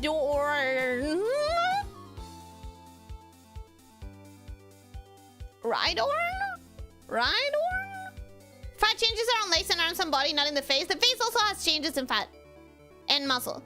They definitely still have changes. Rhydorn! I really like this design. I think it's a really good, like, it's like perfectly monster design. There's one tiny thing that I would change, but it's like such a nitpick. I think if it's gonna have this right on these,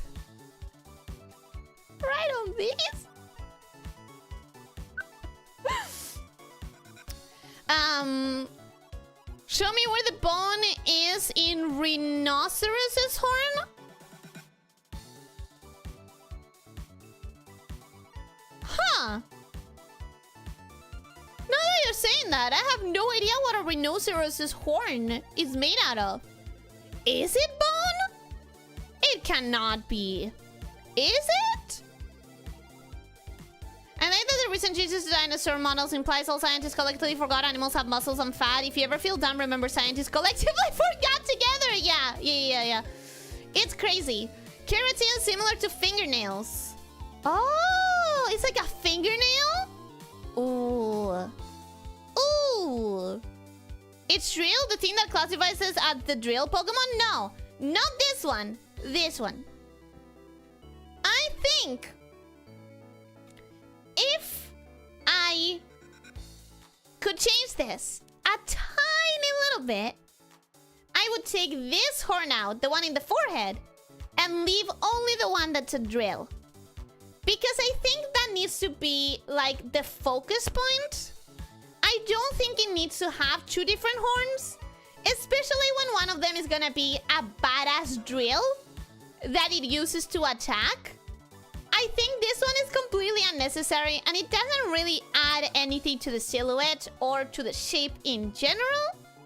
I think like the ears are already giving it the shape that it needs up there for the silhouette, for the balance and everything. I think we could be better without this one. This one has to stay, obviously.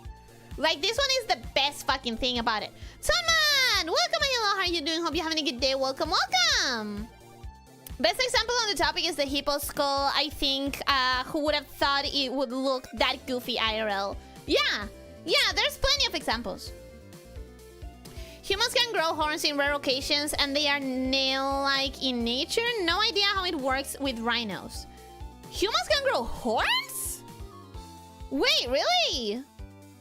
Circuits actually go from negative to positive, but they still see how circuits go from positive to negative. What does that have to do with anything? Where is that coming from?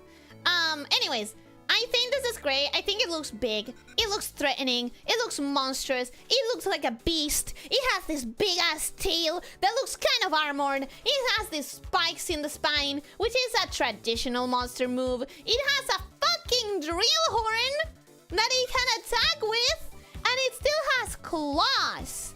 It still has class, you know? And it has ears that are, again, are there just to aid in the silhouette and on the balance, which is fantastic.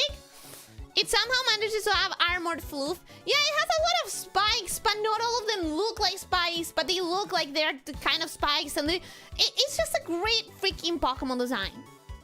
I really, really like it. I think it's top tier.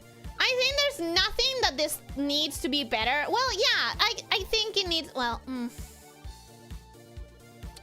it's so much better than all the others. But I do have my one little thing that I would change about it. I think none of these has anything that I would change about it. I think all of them are like perfect the way they are. No changes. So I think I need to leave this one behind because I would change that one thing. I would change the horn. Yeah, I'm gonna leave it there. But it's really great. It's really great. Is this one alone or does it have an evolution? Cutaneous horn, though I personally wouldn't Google it. I'm not going to. Thank you. Thank you for the information. It sounds gross. I saw one pic of a zebra if you drew it from its bones with the old dino design ideology. And it looks really stupid, right? And it looks really, just really dumb.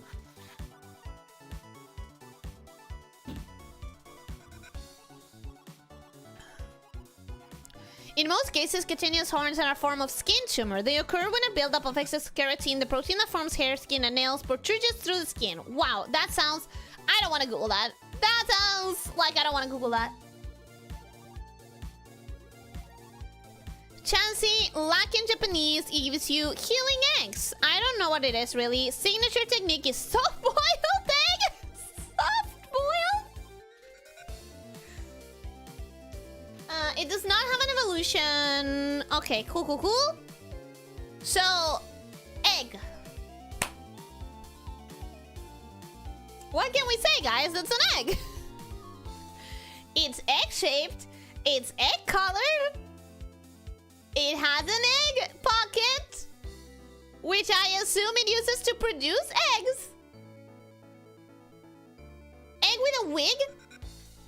I wouldn't call it a wig, because to me, it feels more like the... You know the little things, the little fins that axolotls have in the side of their heads? That's kind of what it gives me. It gives me that little axolotl head fin. I think this is, again, one of those, like, it's perfectly functional design. Is it going over... Is it being ambitious, going over the line? No, it's not going above and beyond, but it's functional.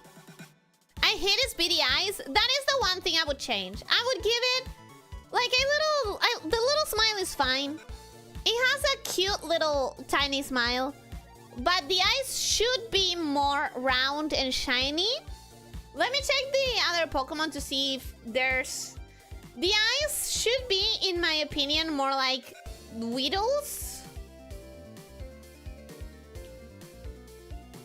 Where it's at least a little bit more of a circle with a shine. I think that's what this needs. Something more similar to that. Maybe even something like this. Maybe even something like this, actually. Something a bit more like warm, open.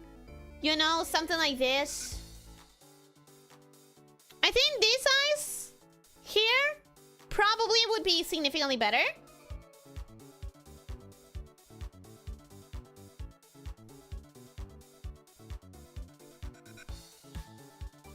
Yeah, I think those eyes probably significantly better. And I kind of wish it had like a third, not pack, but a little bit of one of these just here to break the silhouette. Does it need it? No. I just kind of want to see it. I just kind of want to see it. But I think it's a good design. It does what it needs to do. It's kind of middle of the road.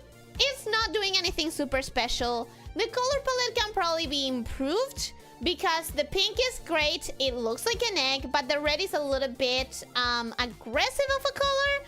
If you want warmth and health and whatever, you might want to tone that red down. You might want to make it white. You might want to make it 2 different shades of pink. I would play around with the colors a little bit.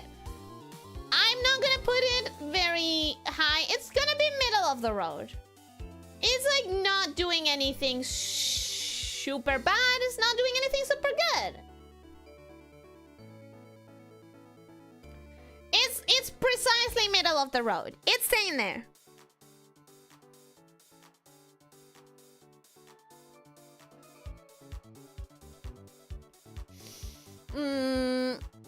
Chances can produce eggs really fast and they have miraculously healing properties physically and mentally. Do they produce them in the little pocket? No joke, the Chansey gives you to eat that soft-boiled egg to heal you. Yeah, that makes sense. It's like something they produce, not something they are. But, it's okay. Chansey doesn't have an evolution in Gen 1. It gets one in Gen 2, but Gen 2 removed almost every single good design it had. So I like to ignore the fact that it has an evolution. Damn, you really hate Gen 2, I think, right? If it's still enough Chansey eggs, will they turn into an execute? Officer just goes to a Chansey, starts getting eggs and throw him on the floor with glue. Just trying to create an execute. You think a Chansey egg makes you happy for like days straight. So you're telling me this is the best Pokemon to have. What you're telling me is that this is the Pokemon you want to have.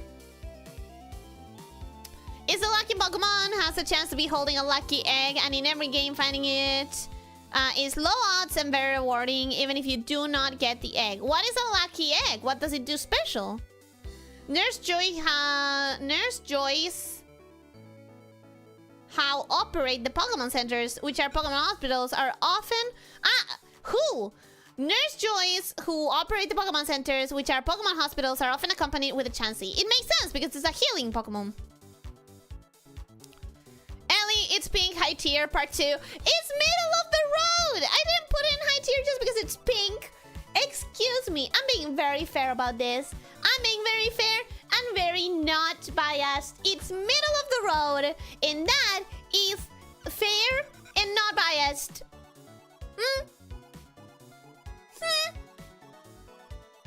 Tangela, a ball of binds with shoes. Yeah, I don't like it. I really don't like this.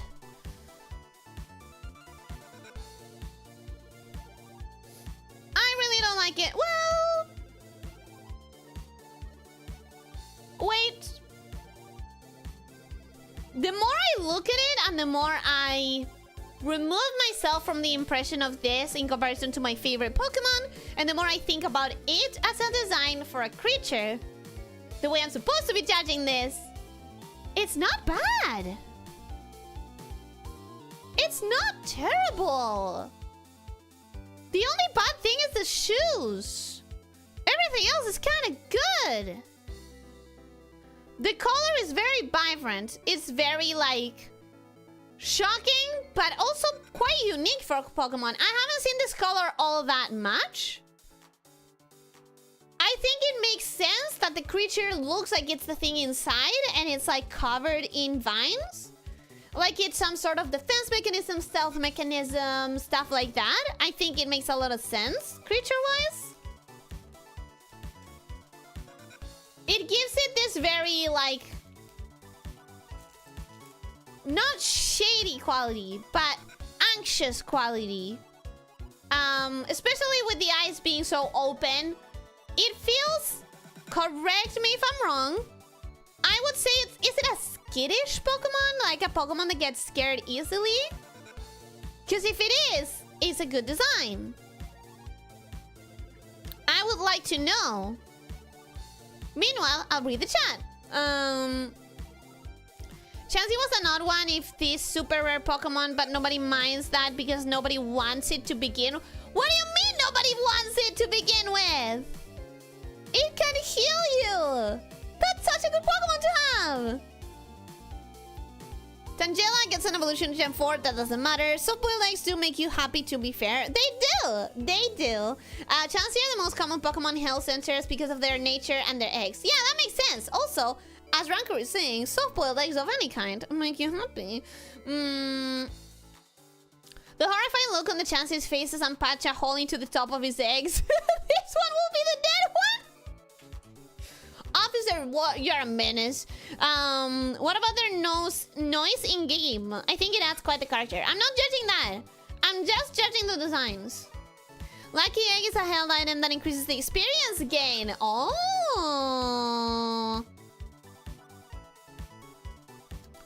Right, copyright incoming. Why?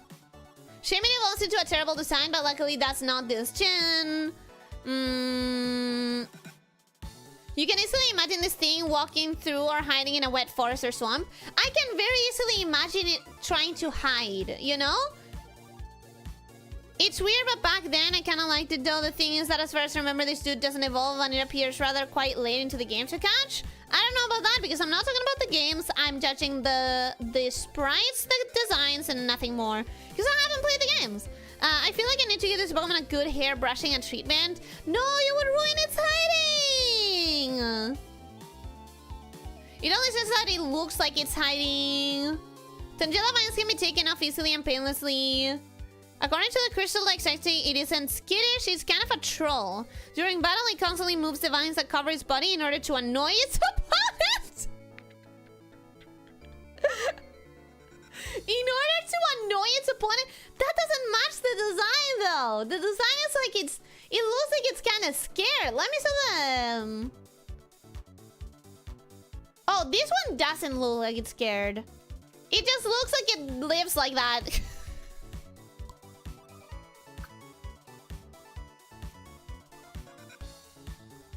It doesn't look like it's scared, it just looks like that's its face.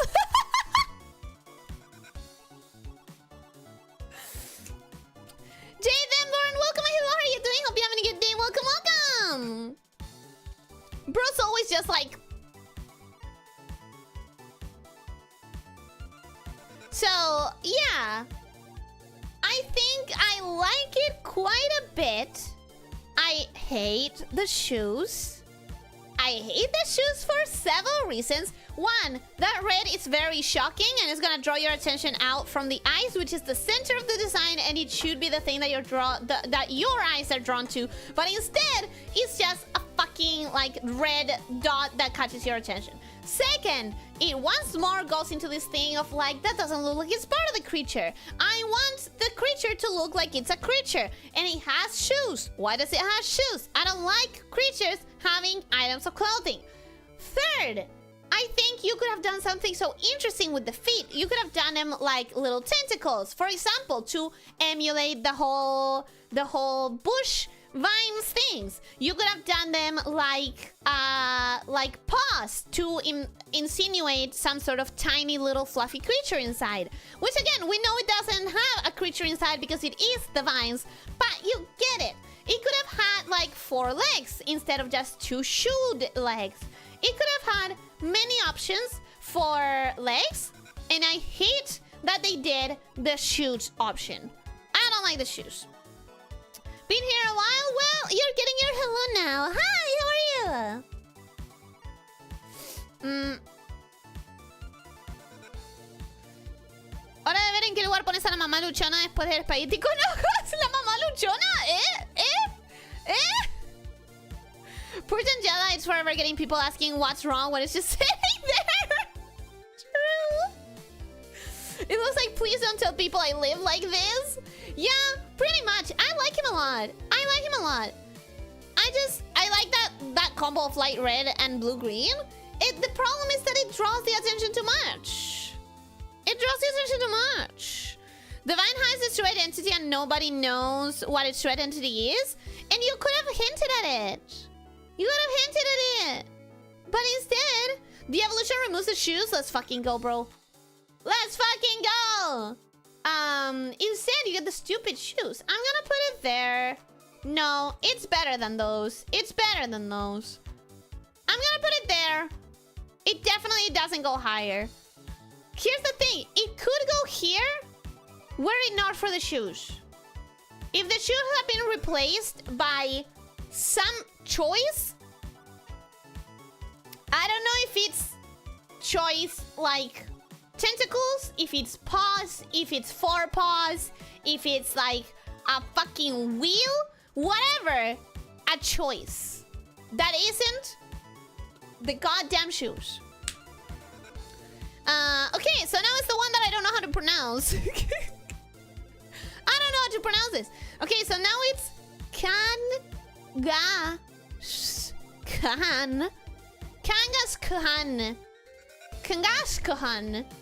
I don't know how to pronounce this. CLA, do you see why it being the same species as Cubone is a popular theory? I do. They have a very physical... They have a very similar physical shape. Like, the structure of the body is pretty similar. Kangaskhan? Is that easy? Okay, Kangaskhan. Kangaskhan. Awesome. Kangaskhan, a kangaroo that swallowed a mother bear. Oh, ooh, I see it. Mongoose. Absolutely, I see it.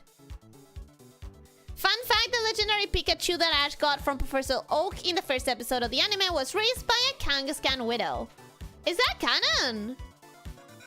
Does that explain why he's so Ortiva? I also say this mom is also very now that's a pocket monster. It's canon? That's crazy. So, I have a problem with this. I have a problem with it. Very monster, very design. Very monster, but is it design? I'm about to get into it.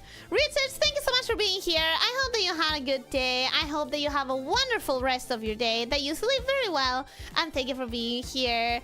Thank you! Bye! So... How is mother and child the same Pokemon? Exactly. It is very monster.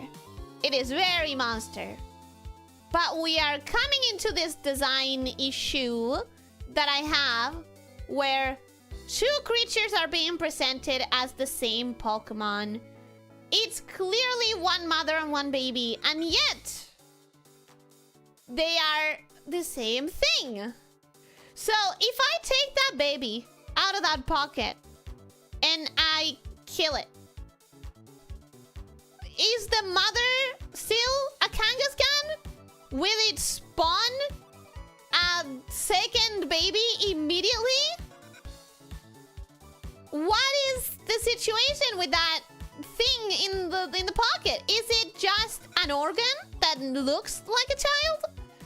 Why are we grouping? Why would you do that, Ellie? I wouldn't do that, but I'm asking as a hypothetical.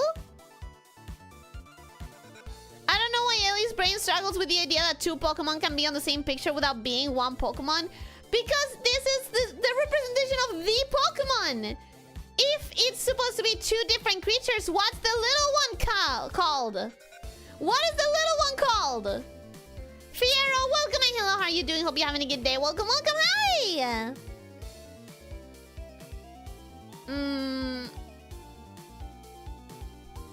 Kangaskhan gets a mega evolution where the child ages up and is no longer staying in the pouch. That gives the mother some fear. Yeah, but that's the thing, it's two different creatures!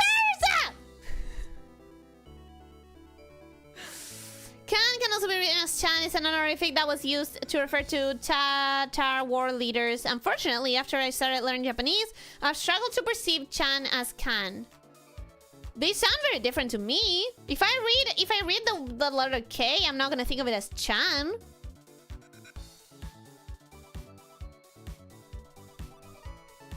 It's called the parent Pokemon, so the kid has to be somewhere. Yeah, except like, what about when the kid ages up? What about when the kid ages up? Does it produce a new kid immediately? You want a real trip? The Pokemon is born from an egg with a baby already in its pouch. What the fuck? See, that's the thing that doesn't make sense to me. Is a full child that can move out of the mother? Yeah, it doesn't make sense to me. It's a baby. The baby can't fight. What when he grows up? What when he grows up? Según mi madre bebé, Kangaquito. Kangacanito. That's adorable. That's adorable. The mega evolution of Kangaskhan is just her with no changes, but the baby jumps out of the pocket, and that is it. I have a problem with the Pokemon being presented as like one Pokemon, but with two Pokemon. Especially with the... And this is the second thing, nobody mentioned this, but I hate the fact that the baby is purple? Why is it purple? Why? Can't wait until Ellie eventually sees the Pokemon that's just 4 different mice. Nyberg, if I am judging it as I judged everything else, it's gonna go long the list because I hate the Pokemon that are just copy-paste one creature into 4 and make it an evolution. If you're talking about an evolution, it's already losing points. We never see the kid age up, which completely breaks the illusion to me that these are living beings. You're confusing game mechanics with the lore. Yeah, because I'm not taking into account game mechanics. I'm just taking into account the designs. Game mechanics are just that, a game? Yeah, and I'm judging this as a design. As a design of a creature, I don't like that it's attached to a different creature. They went with eggs even though it's clearly a mammal. Yeah, everything in the Pokemon world is eggs though, right? Did they ever show a Mega Kangaskhan in the anime? Hard to see how they'd make that epic. I don't know. And it doesn't matter. If you catch the mother while the baby isn't in his pouch, will the baby still be caught? Great idea! Great idea. The baby grows into missing number and breaks your game because it's still a fetus. Kangaroos don't have a developed womb. Now you're talking about real kangaroos. That doesn't go into the tier list. Why not? Why are baby chickens yellow?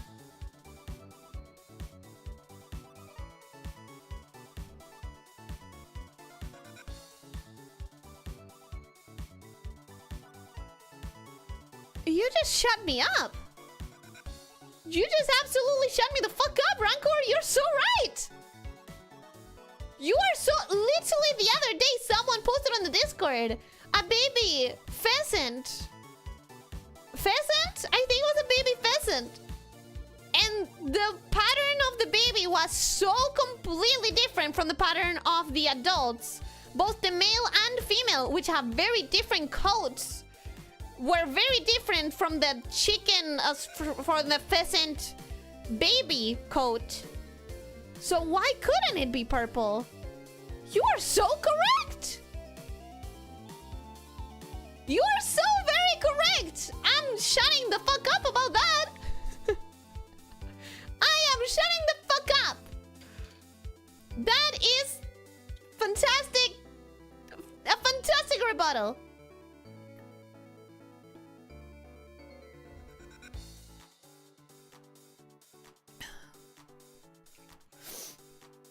In games, Kangaskhan can only be female. There are no males. In the anime, they showed a male Kangaskhan once that was just a buffed and darker Kangaskhan. Yeah, I think it makes more sense. Again, gameplay things. I'm not gonna, like... It makes more sense that we have female and male Kangaskhan's. I'm not taking into account game mechanics, says Ellie, when explaining why game mechanics doesn't make sense. Well, I'm not explaining it from a game mechanic point of view. I'm explaining it from a world building point of view. From like, if I am believing that these are creatures, if I'm buying into the fantasy that I could encounter this in my real life, you know? It's getting late. I'll see you, Ellie. Bye-bye. Enjoy the cold. I won't. I don't like the cold. But thank you for being here, Nix. Thank you for being here. I hope that you have a wonderful rest of your day and that you sleep very well. Human babies are born with like pinkish skin. If you catch the mother when the baby is not the pouch, the baby starves to death. Oh, that's terrible. That is terrible. If you like think you'll start questioning how Pokemons work on many levels, I already have been. I already have been asking. One thing artists forget, nature doesn't care if it looks good, nature just does it. Which, yes, but again, these are choices that a human is making. Nature is a base, but we are making conscious choices every time we draw something. You still can't accept pink coconuts on the ground to yellow on the tree because those look like eggs. In shape on farm. The broken one had a yolk. They were cracked in the way that eggs crack. Ellie just admitted she was wrong. I admit that I'm wrong. When I'm wrong, it's just that you guys like being combative and calling me wrong on things that I'm not wrong about. Apart from it being weird because it's 2, is it good or bad? Apart from it being weird, there's so many things I don't like. I don't know why I'm getting shameful. I don't know if people really love this one or not. I hate the head thing. They have this weird head plate that is kind of green, and I don't understand why. If it was yellow, like the belly, that would have worked better. Or if it was white, like the claws, that would have worked better. Or if it was a slightly different brown, it would have worked better. But it's a weird, sickly green, and I don't like it. I hate the ears. The ears are a very weird shape. They look like they were stuck with glue. They look like it's like a headband, a Halloween costume. They don't look like the actual ears of the thing. If they were brown, that would be a different story. If they were brown with like yellow markings, that would be a different story. If it was brown with yellow inside, that would be a different story. But as it stands, because of the way they are meeting the green fucking skull cap and the brown of the actual body, it looks like they are a costume that was glued onto it. I also don't quite like the little plates all around the body. I feel like they should have chosen to go all in or not, and not at all with those plates. The plate in the elbow, the plates in the sides of the legs, which why the fuck would you have it at the side of the legs instead of in the knees? And the weird plates in the neck, which look like they're coming outside of the head, but they don't quite look like fluff. They don't quite look like fur. They don't quite look like plates. They're just weird protrusions that have no readability. They don't read quite well as anything in particular. Because of all of those reasons, I'm gonna read it. Ooh, stop, she's already dead. I'm sorry, I just hate many things. The shoulder pads, you're misreading it. The fact that I can't misread it is a proof that the design failed. I should be able to read it, no problem, and we all should be able to read the same thing. A good design would make it perfectly readable.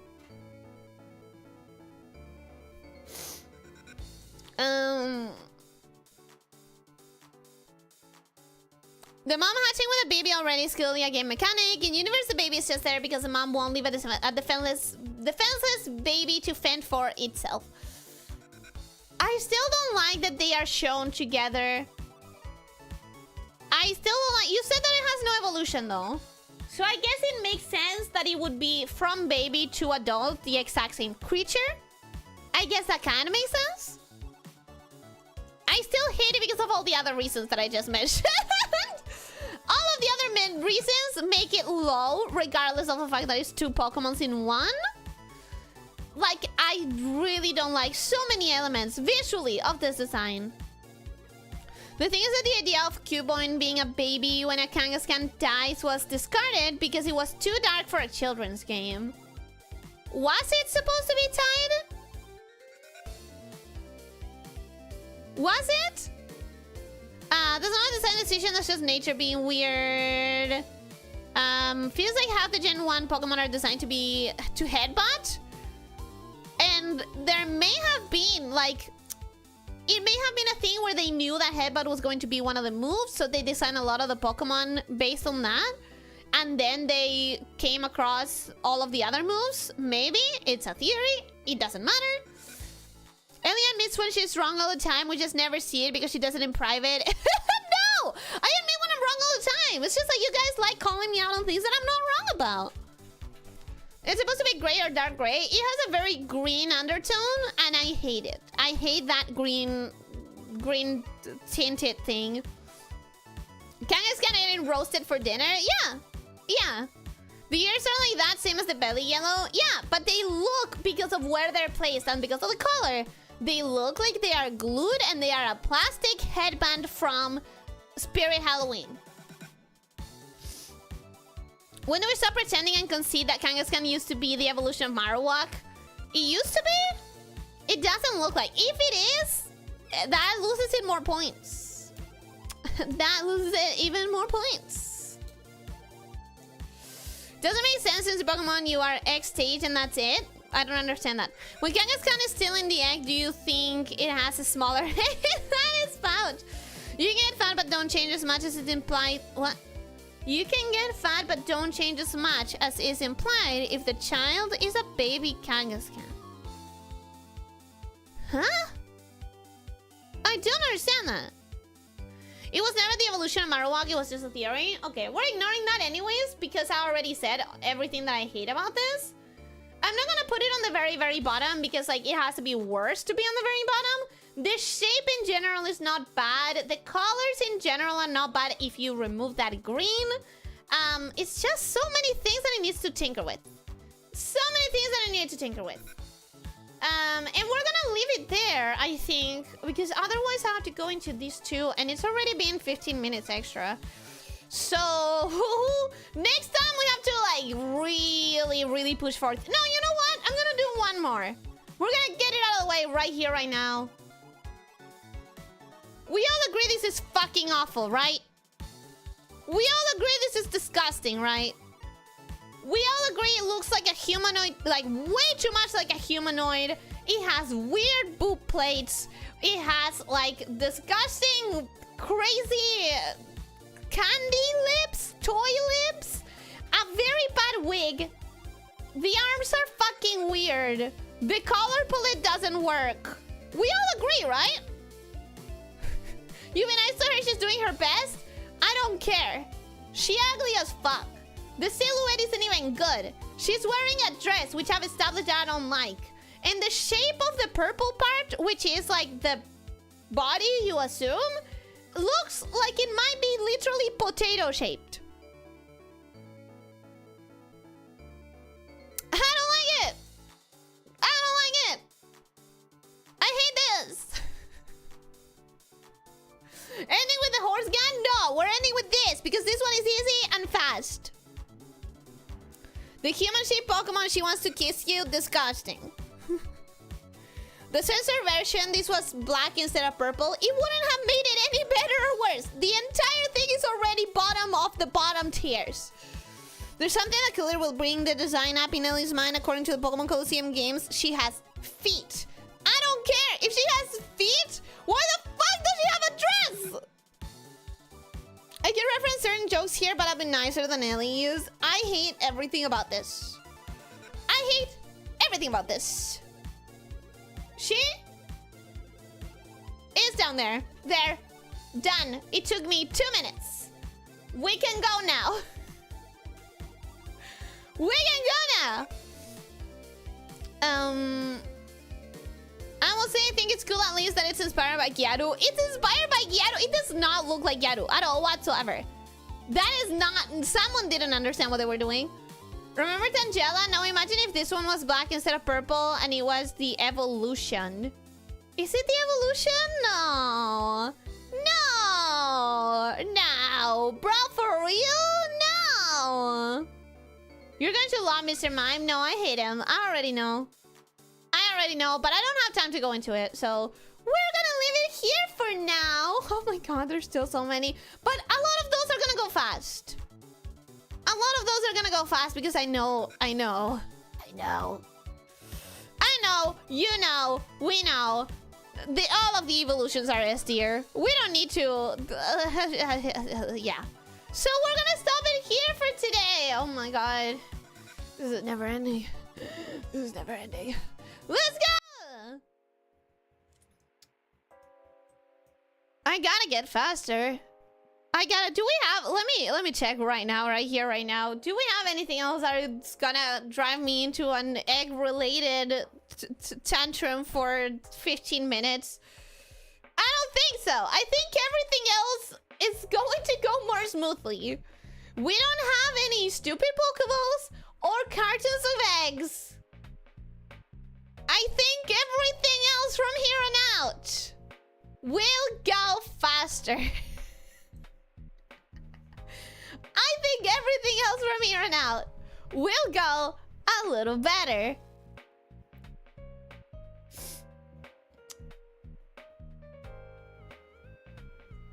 Depending on the version you are, the Huela that each Pokemon has. Huela?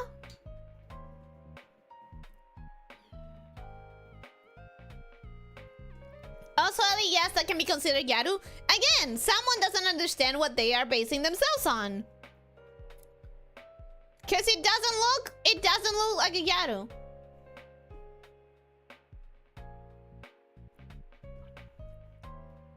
I believe Jinx was supposed to be a Yukiona. She has the whole kiss theme and ice theme, but they later did another take on Yukiona on Gen 3. This also doesn't look like a Yukiona at all, because all of the colors are very warm toned.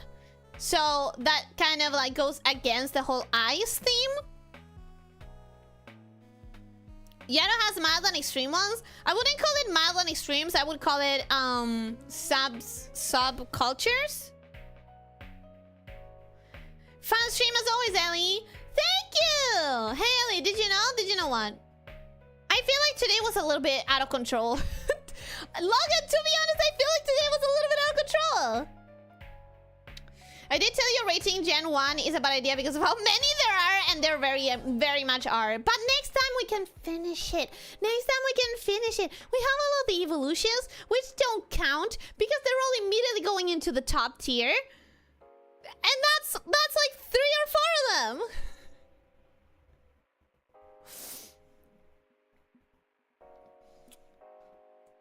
I showed you before the extreme one that you said, yeah, that's Gyaru, and this is that same extreme Gyaru.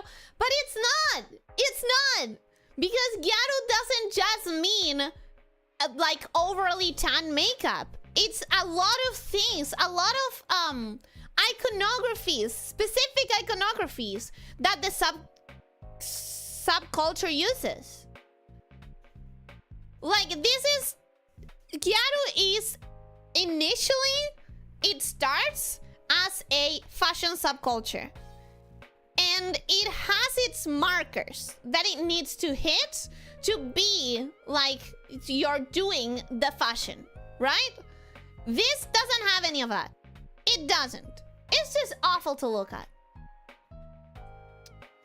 Literally no point to rushing Asatsu. It's not Asatsu! Huesha, Eli, huesha en español! Wait, I didn't understand that! Depending on the version you have, the huesha that each Pokemon has. ¿Tienen hueshas?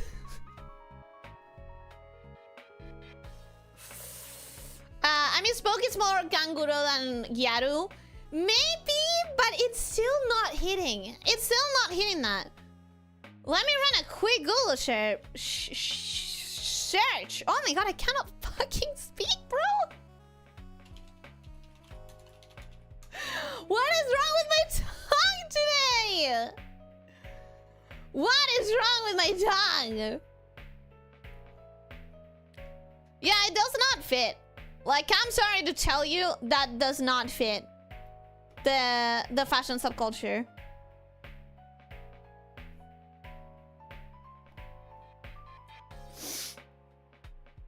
Kanguro is a subtype of Gyaru. Yes, it is a subculture of the fashion culture of Gyaru. Are you checking the stuff posted on Talk to Ellie? I wasn't gonna do it on stream. I could do it on stream.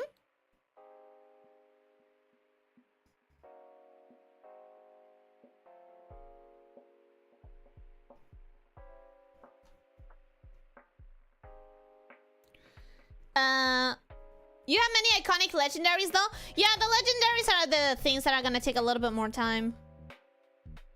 Most of the Pokemon in Gen 2 are evolutions or pre-evolutions from Gen 1 Pokemon. Yeah, I've already had that as like my idea of what Gen 2 is, which explains why Rancor was saying that I shouldn't do Gen 2 without doing Gen 1. And that makes a lot of sense. The leaked beta designs were amazing, really good. So I know that you don't like Gen 2. I didn't know that there were beta designs released and that you liked them. That'll fill the schedule though, like about 700 more Pokemon for future streams, and they're gonna have to fucking wait. I can show you gangurus that are gyaros by definition are just chinks. Here's the thing, Lit. You think they are just chinks. But that's because you're taking like one aspect of the subculture, one aspect of the fashion, and taking that as your definition of a ganguro, but that's not what it is. Like, every fashion trend and subculture has its markers. That's the entire point of having like fashion subcultures. And if you don't understand the subculture well enough, you're gonna only know it superficially and not be able to recognize all of the important markers of it. Jinx literally has 2 markers of the ganguro subculture. And that is it. That's as much as she has. That's not enough. Because without everything else supporting it, it doesn't have intentionality. It just shows that someone didn't understand the subculture they were basing themselves on. And that's it.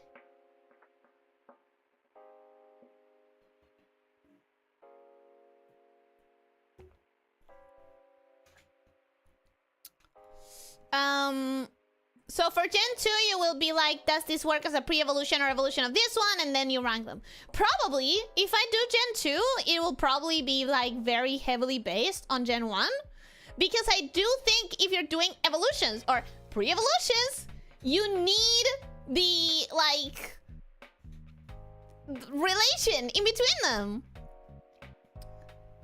After the original creator of Pokemon was no longer involved with the series, they scrapped all of the amazing beta designs. Oh yeah, you mentioned that. You mentioned that. This is 100% a subcategory of Satsu. I kind of don't see it that way. I kind of struggle to see it that way. Because I have a goal. With Satsus, I have no goal. But with this, I have like a goal. Gen 2 has some fire designs. I agree. Because I think some of my favorites are from there. Isn't Chikorita from there?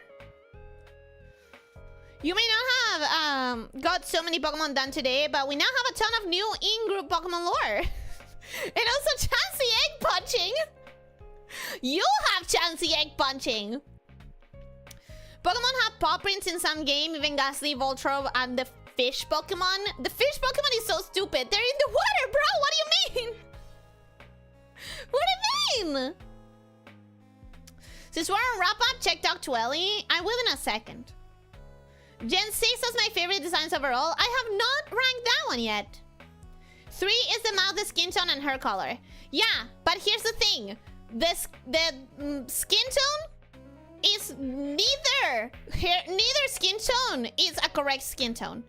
Because fully black, 100% black, is not the ganguro. The ganguro is like trying to be tanned. Tan is brown, not black. If it was a black color, that is not the ganguro like fashion trend. And also, the tan skin, the extra tan skin, does not make sense either without the very saturated, colorful makeup. Because that is what goes with... You know what I'm saying? You know what I'm saying? Like, you are seeing a superficial marker and thinking that's it. That's what it takes. But, like, the skin tanning, the extreme tanning, goes with the extreme makeup. One without the other is kind of like not adapting to the marker of the subculture. The makeup is missing, but it's a Pokemon in natural habitat. Doesn't matter. You cannot have your cake and eat it too. You cannot have your cake and eat it too. If you're saying like, no, it looks like this because it's a ganguro, then you gotta actually do the markers. You gotta understand the actual thing that you're trying to adapt in order to actually adapt it. If not, it just shows me you didn't understand what you were adapting. If you put in an anime, Jinx will wear makeup. It should wear makeup by default. I can't school capitalism and buy a cake done and eat it at my home. Do you... Are you making a joke or do you not? Yeah, you're making a joke. Okay. Yeah, you're making a joke. Okay. Yeah. Okay. But yeah, there's many things that don't fit. Like, it's not fitting the markers. It's not hitting the correct markers of the subculture. And like, as someone who does, we know this, go ham on like fashion research. The one time that I got into researching this subculture, I know more about the subculture than the person adapting it. And that is so fucking clear and obvious to me. So I'm not gonna take it. I think someone who knows less can possibly go like, oh yeah, that makes sense. But I know enough to be like, no bro, you don't understand what you're adapting.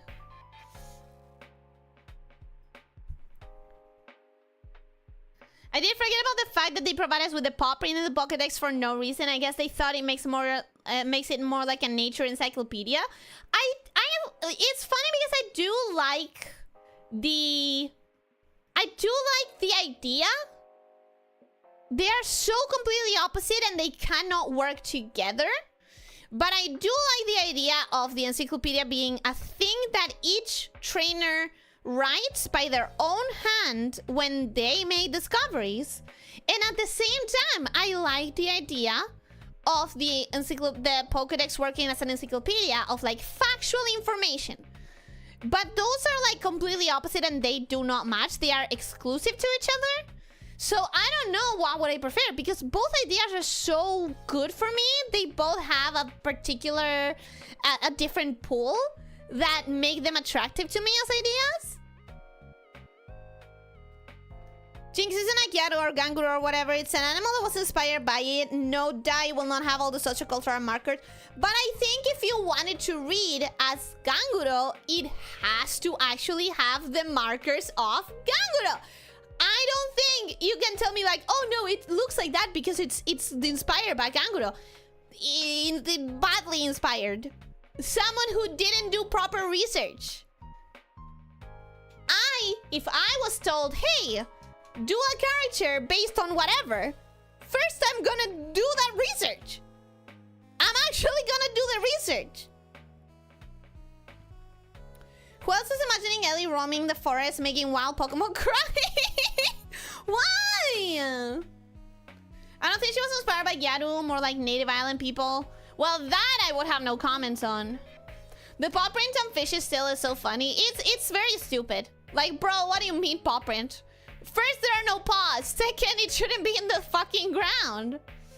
Also on the fish, that is one of my favorite jokes when doing a class about Japanese. So as you can see, kanji represents animals often have 4 legs because animals often have 4 legs. Like the horse, bear, a bird, fish.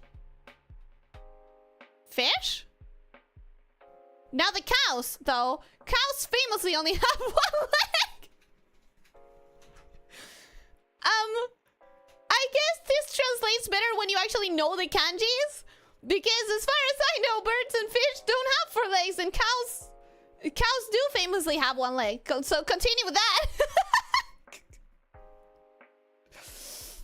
The Pokédex makes no sense overall, Ellie. Yeah, but you have proposed in this stream, you have talked about the idea of like the Pokédex being written by the trainer. And also of the Pokédex being like an encyclopedia. And I do love both options. If they weren't completely exclusively interdependent of each other. Oh, that's not a word. But you know what I mean? Like, they cannot work together. It's either one or the other. But I love both. And they playing Pokemon with the Pokédex modded out, jotting down notes on her Pokemon in her journal instead. Hey! That would be a way to play Pokemon! That would be a way! Pokédexes are also show their size by putting the Pokemon and trainer next to each other. Oh, that's cool. That's nice. As someone who cannot perceive sizes all that well, I think having the comparison would help me. Because I am bad at reading numbers and translating them into any real world things. Like distances. Don't give me distances and numbers. That means nothing to me. When a Pokemon is captured, you get the paw print, the description, and type of Pokemon, no matter who is the owner of the Pokédex.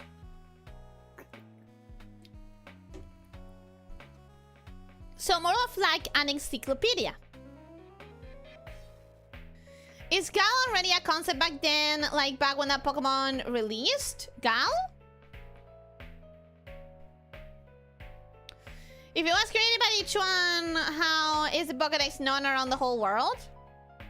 Like, who said it? Like, someone said before in this stream, like a collectively written Wikipedia. I don't remember who said it, but someone said it. Vignesh, welcome and hello, how are you doing? Hope you're having a good day.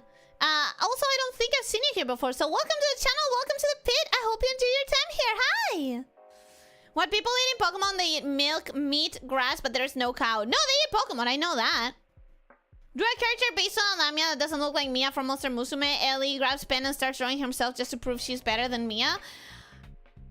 I mean, if someone told me to draw a lamia... No, a character based on a lamia that doesn't look like Mia. So a new character. I wouldn't draw myself. I would have to do a new character. Animal kanji often have those 4 diagonal lines at the bottom. I don't know because I have never really seen a kanji for long enough or like with the intent to remember it. So I don't know. Thanks for streaming, Ellie. It was nice to lurk and listen to during work. Thank you for being here during your work. I hope that it went by fast.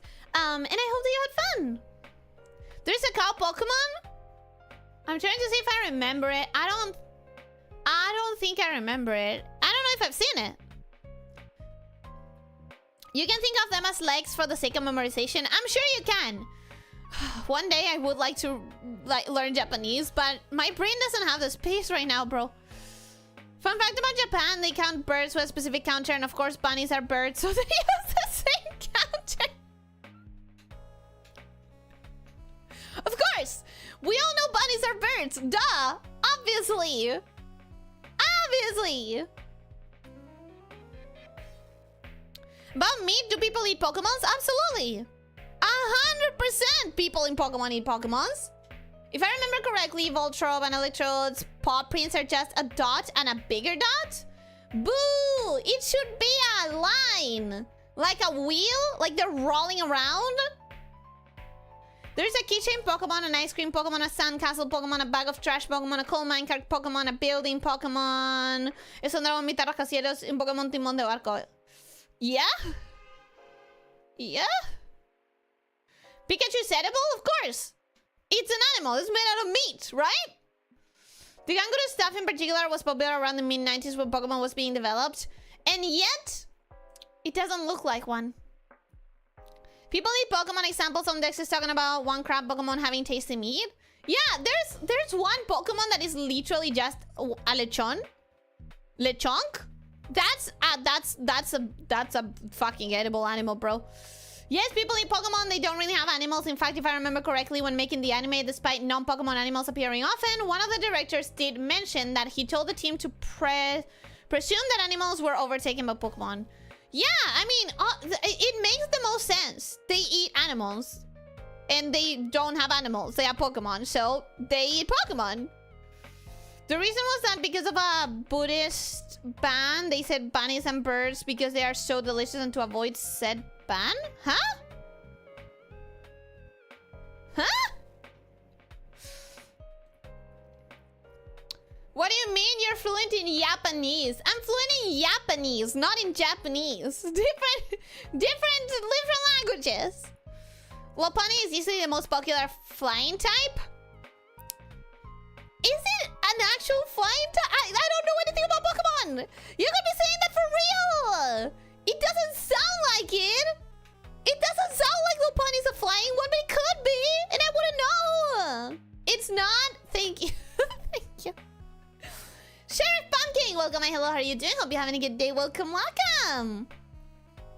Lopunny is a very problematic Pokemon. We don't want to think about it right now. We already opened the can of slavery worms this stream. I don't want to think about the fact that we have to combine that with what we know happens around Lopunny. Of course, Pikachu's edible. It's an animal made out of meat. Pretty Lopar. Is it a lie, though? Is it a lie? It's an animal. It's made out of meat. Meat is edible. It's a low bar, but it is there. and you cross it. So already this late, listening to you sure made the time run fast. Good night, everyone. Goodbye, Taman. I hope that you had a good time. I hope that you have a wonderful rest of your day and that you sleep very well. The Japanese counting thing for birds and bunnies. Yeah, but I didn't understand what you mean. It's not, but apparently bunnies are bird. But is every bird Pokemon a flying type? Because knowing everything I know about Pokemon, there's good chances that not all of them are. When Ellie finishes doing tier list designs, he will be tasteless Pokemon. Too bad we're never gonna finish those. Too bad. What's wrong with big ear scritches?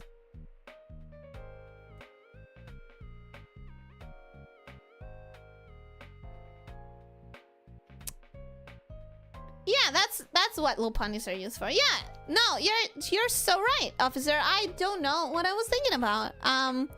Clearly, I was thinking about something else.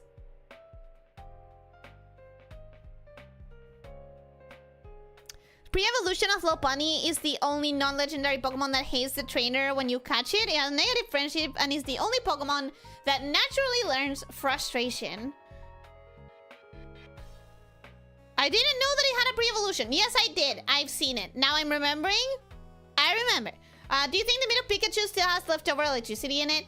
I do think it would be fun, question mark. Maybe fun is not the right word, but I do think if I was designing the world building in Pokemon, I would make it so that some types have like an interesting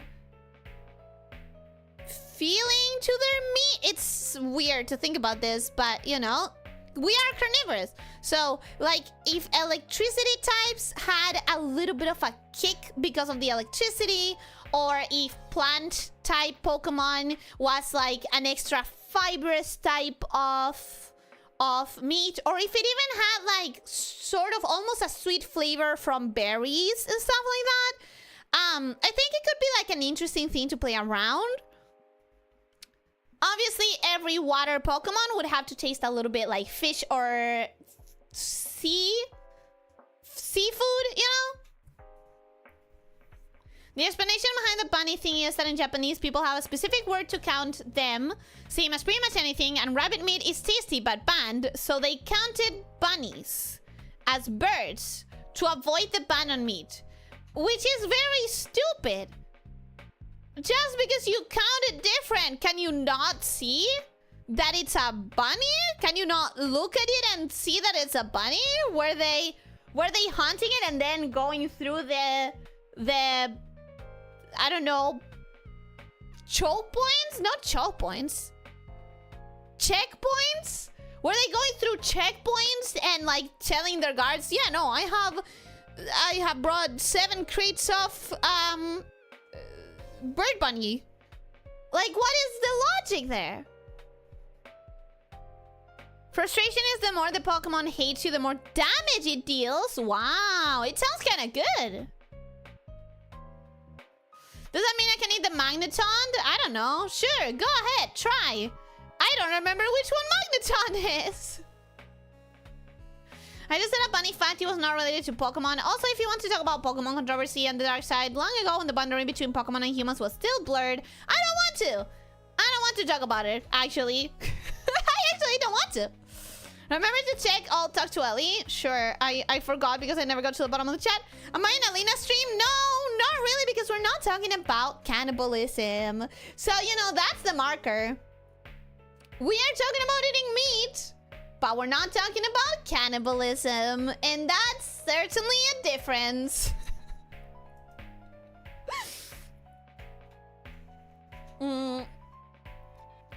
Las sangres eléctricas no te electrocutan, pero no estamos hablando de las sangres eléctricas, estamos hablando de Pokémon. I'm talking about how fun it would be to world build it so that the Pokemon type affects the meat. I don't know why you're face planting. I'm not talking about the real world. I'm talking about the world building in Pokemon. A fantasy world. I remember why the dev team called themselves Game Freak. They are all freaks. It is a fun name. I never thought about what may have been the origin of it. Let me put a pin in this conversation. Let's not. Let's just move on from it, I feel like. There should be an R-rated game where you butcher and eat Pokemons. It's called Pal World. To evolve a Baniri that hates you since they are born, you have to reach maximum affection and then turn into Lopunny, a Pokemon that will forever love the trainer no matter what they do to them. Ugh! Nope! We are moving right past that one. We are not thinking about that one at all. One thing about Lopunny that weirds me out are the fingers and what are the puffy, the fluffy parts? I think we can stop talking about Lopunny. I think we can stop talking about Lopunny. Yeah! Magikarp are described as not having much meat, which is weird because they're a fish, and fish normally have very little bones. Lopunny is the only Pokemon that learns Return by leveling up. Return, the more the Pokemon loves you, the more damage it deals. Oh! Well, that sounds a little bit broken. Who wants spicy bunny wings? Totally not made out of rabbit. Japan has a counter for different things, so you can't count 1, 2, 3 if they are... I know that! I know that! One of my Japanese teachers loved talking about how they'd always ask, what word do you use to count dead snakes, animals, things, tube-shaped items, etc. I would assume not things, because even though it's a corpse now, that would mean that every corpse is counted the same. Is every corpse counted the same, regardless of what animal it is? I don't think so. So I would think not thing. Frustration is a bad move, as literally doing anything like walking increases friendship, which weakens frustration. Ah, I thought of it as the, like, it would be OP because the creature hates you immediately as soon as you catch it, but I didn't know that you can very easily increase friendship without meaning to. The logic is that they would skin the bunny meat and present it as if they were bird meat because bird meat wasn't banned. Oh!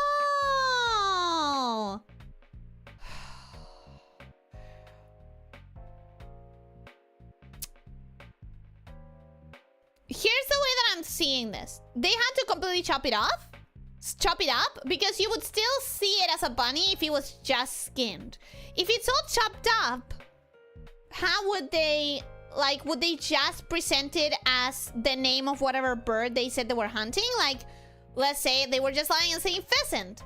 But why the fuck would that still be counted after the ban as the same counter as birds?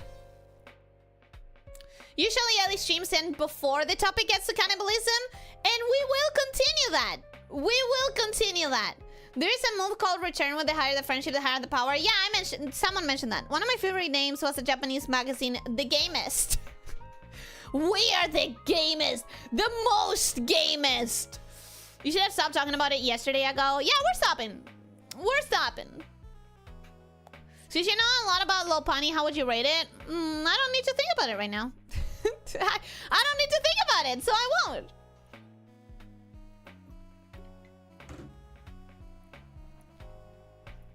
Common Pokemon have a base friendship, so frustration can't be max power when given to a recently caught Pokemon. But didn't you say that it hates you the max that it can? Listen, honestly, I can't keep up. I don't play these games, and I won't remember this a week from now. The game's assuming the player is a good trainer. You'd have to really go out of your way to make a Pokemon dislike you. They later removed frustration from the game. I mean, it makes sense if it was useless, because even walking gives them friendship. It was a useless skill. Since I know you will not do math, Return deals 319 with max affection. You know that I will not do math, to the point that I didn't read your message out loud because I saw that it was all about the stats and the numbers, and I was like, do I have anything to comment about that? No, not really. So I'm not gonna read that out loud. What's the implication that walking together with your Pokemon increases the love? The fact that when you spend time with a person, you get used to them, you get more comfortable with them. Just physical proximity, just coexistence is something that can, like, improve your bonding. It's the way that your cat will sit in the same room as you, even though he's not interacting with you. It's like a form of bonding.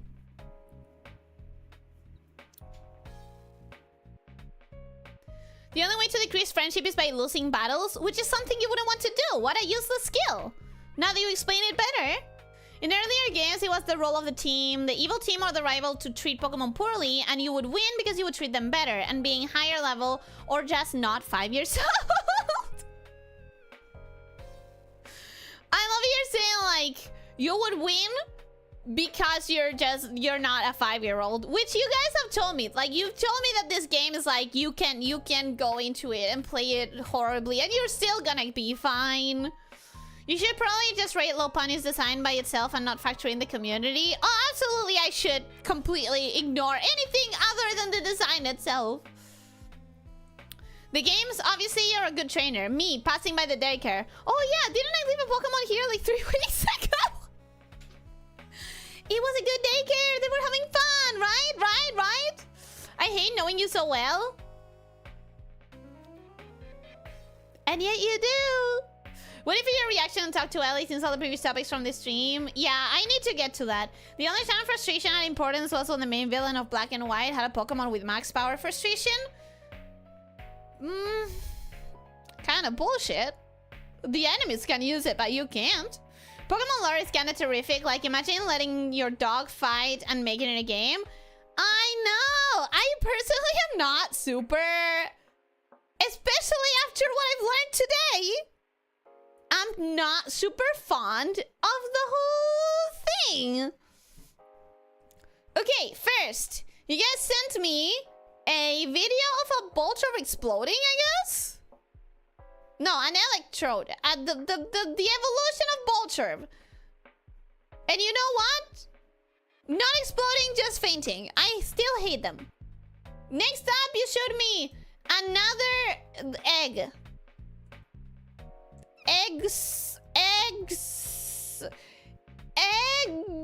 Executor.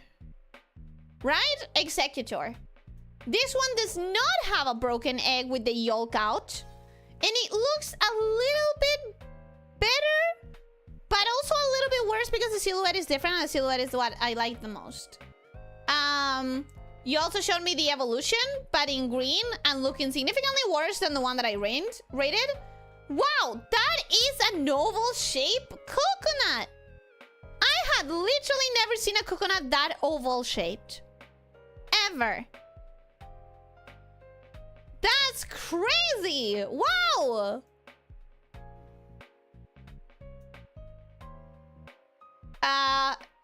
Then there's...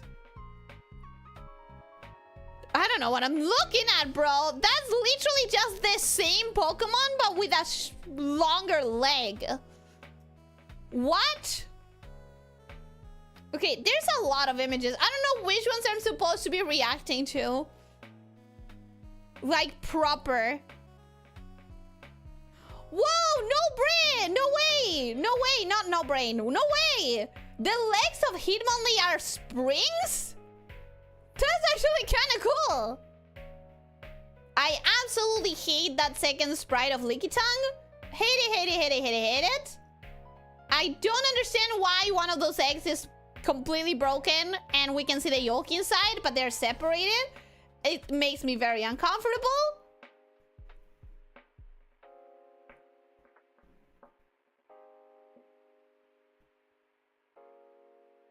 Alright, I don't know what I'm supposed to be reacting to. I really don't. Because none of this is changing any of the opinions that I had throughout the stream. I don't know if that was the intent. But none of these are changing the opinions I had throughout the stream. The eggs are still eggs. I don't care that you're saying they look like coconuts. Because that is a broken egg with a shell inside. You can see the thickness of the shell, and that is not a coconut shell. You can see that it has yolk inside. It's yellow. That's not a coconut, that's an egg. And everything else is the things that I've already mentioned, honestly. Like, honestly, I've already mentioned everything else. Nothing that changes my opinions.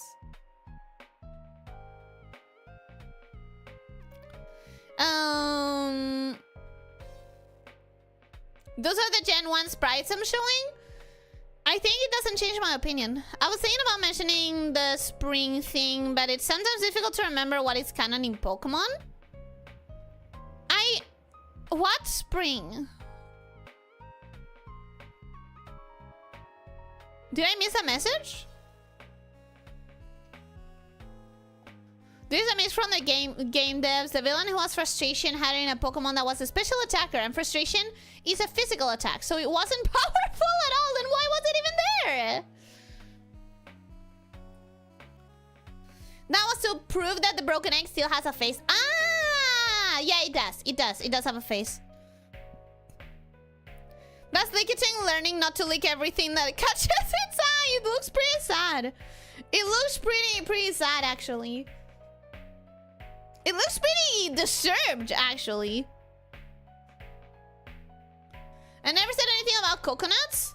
I don't remember who said anything about coconuts. We were all talking about coconuts for so long. I don't know who said stuff about coconuts, but we were all talking about coconuts for a while. I find the way Tentacruel looks in that sprite pretty funny. I find it interesting that it uses its tentacles as arms because it's a nice extra character. Like, it gives it more personality. Dancy, welcome and hello, how are you doing? Hope you're having a good day. Welcome. Spring arms and legs from Hitmonlee. Yeah, I love that. I love that they are springs. Absolutely fantastic. Oh, you just saw the image 10 seconds before. Okay, here's what happened. Okay, Rancor, here's what happened. When you said spring, and I said, like, what are you talking about, spring? It's because I was thinking about mentioning the spring thing, and in my mind, I read spring as the season of the year where the flowers bloom, and not the spring as in the thing that coils around itself that the legs look like. So I couldn't connect it. In my mind, I was thinking about mentioning the spring thing, the seasonal thing about the flowers blooming. And I was like, what are we talking about? What are we talking about? English is funny. And then the floppy, I have to admit that I've already seen that floppy thing. I love it so much. I love it so much. I don't think there are any flowers blooming in Hitmonlee's legs. No, there aren't. That's why I was confused. That's why I was confused. I feel like a feeling that Pokemon can one day end humanity. Like, which human can stop a cute 1,000 volts taser? It is... The more you think about it, the more ridiculous it gets. Because it's one thing if the Pokemon are Pokemon intelligence level, like animal intelligence level, it would make sense. But today people told me some of these Pokemon are significantly smarter than humans. That some Pokemon have more than human intelligence. So why the fuck haven't they killed humanity and become the top of the chain by now? The more you think about it, the less sense it makes. The frustration thing is storytelling to show the guy was so evil his Pokemon hates him. I get that. I get that. That makes sense and it's a compliment because it's true. What is a compliment, huh? Huh? Huh? Another weird fact, telling all Pokemon can talk between themselves interspecies wide. I think I knew that. I think I've seen clips or something. Actually, isn't that like the reason why the Pokemon mystery dungeon things can happen? The mystery dungeon is the one in when you play as a Pokemon, right? And then you can communicate with every other Pokemon. My personal pet peeve is people going, well, in real life we'd solve all the issues with a gun. No, you ain't. Guns would probably never be invented in the world of Pokemon. I agree with that so hard. Because the reason guns were invented is because people were killing each other with, like, basically sticks made of metal and sharp edges in one way or another. Like, you could summarize very badly. I'm not saying this is like all weapons are the same. But if you wanted to summarize very badly, every weapon was like a stick with a sharp edge. And then someone came and said, what if something that can kill significantly better than a stick with a sharp stick at a very wide distance and significantly faster? So if you have a naturally occurring thing that can do that, like a Pokemon that can shoot fire or electrocute people from a distance, then you would have no reason to create something like a gun. You would have no reason to create it. So I agree with that. The trick is that only humans can make things like Pokemon treats and hot water baths. It's a mutual exchange. No, it's not. No, it's not. Just read 2 sentences on top of it? No, I refuse to read that out loud. I refuse to read that out loud. I read it, but I refuse to read it out. You guys are not gonna compliment me today. Also, the magic healing beds that heal all wounds and cure all poisons and diseases, those are nice too. I like the fact that the Pokemon themselves have a way to magically heal. So, they have the advantage in that. Could like shooting a living rock Pokeballs would completely transcend the need for weapons? Absolutely, I agree with you. Metagross is a supercomputer. Kadabra has 400 IQ, while Alakazam has 10 times more IQ than Kadabra. Gardevoir's first evolution canonically has the intelligence of a 10-year-old human. Yeah, I don't like thinking about all that. I do not like thinking about that. Guns already exist in Pokemon, do they? Guns exist, laser exists, bombs exist. The world of Pokemon makes no sense. The world of Pokemon makes no sense. There are no guns in the games. There's there in season 1 of the anime, but that season was special. Now we're getting into different canons and what is technically canon and what isn't. The Pokemon number 1000 is called Golden Goal, and he's a gunslinger. That's how you say pistolero? Yeah, it is. Gunslinger would be like pistolero. Pokemon were not all-time friendly, and they should have wiped out humans. Imagine Team Rocket stealing Pokemon by gunpoint. Ash has no chance. Ash has a rat that can electrocute people at a distance. And eventually, he also has a dragon that can shoot fire. So they were literal savages animals until they are captured and they become pets, and not all human use Pokemon. We're not gonna get into it. We're not gonna get into the whole world building thing, because I already learned way too much about it that I don't want to. Okay? I already don't. I already know too much. Fun Golden Goal fact: to evolve into a Golden Goal, you need to collect 1,000 coins. Interesting question mark? I wonder if that relates to some specific legend or myth or cultural reference, because that sounds very specific to be like a reference to something. Electric guns are used by the Pokemon police. That makes sense because you have a lot of electric Pokemon. I guess you won't read this message reaffirming that your channel is my favorite channel on YouTube. What a shame. Wasted monthly message.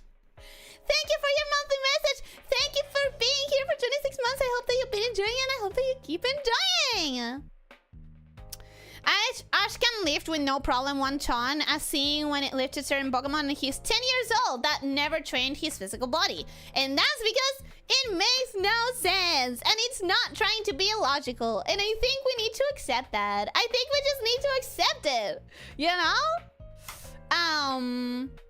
But that being said, guys, I am at the bottom of the chat, and it's been the 3 hours.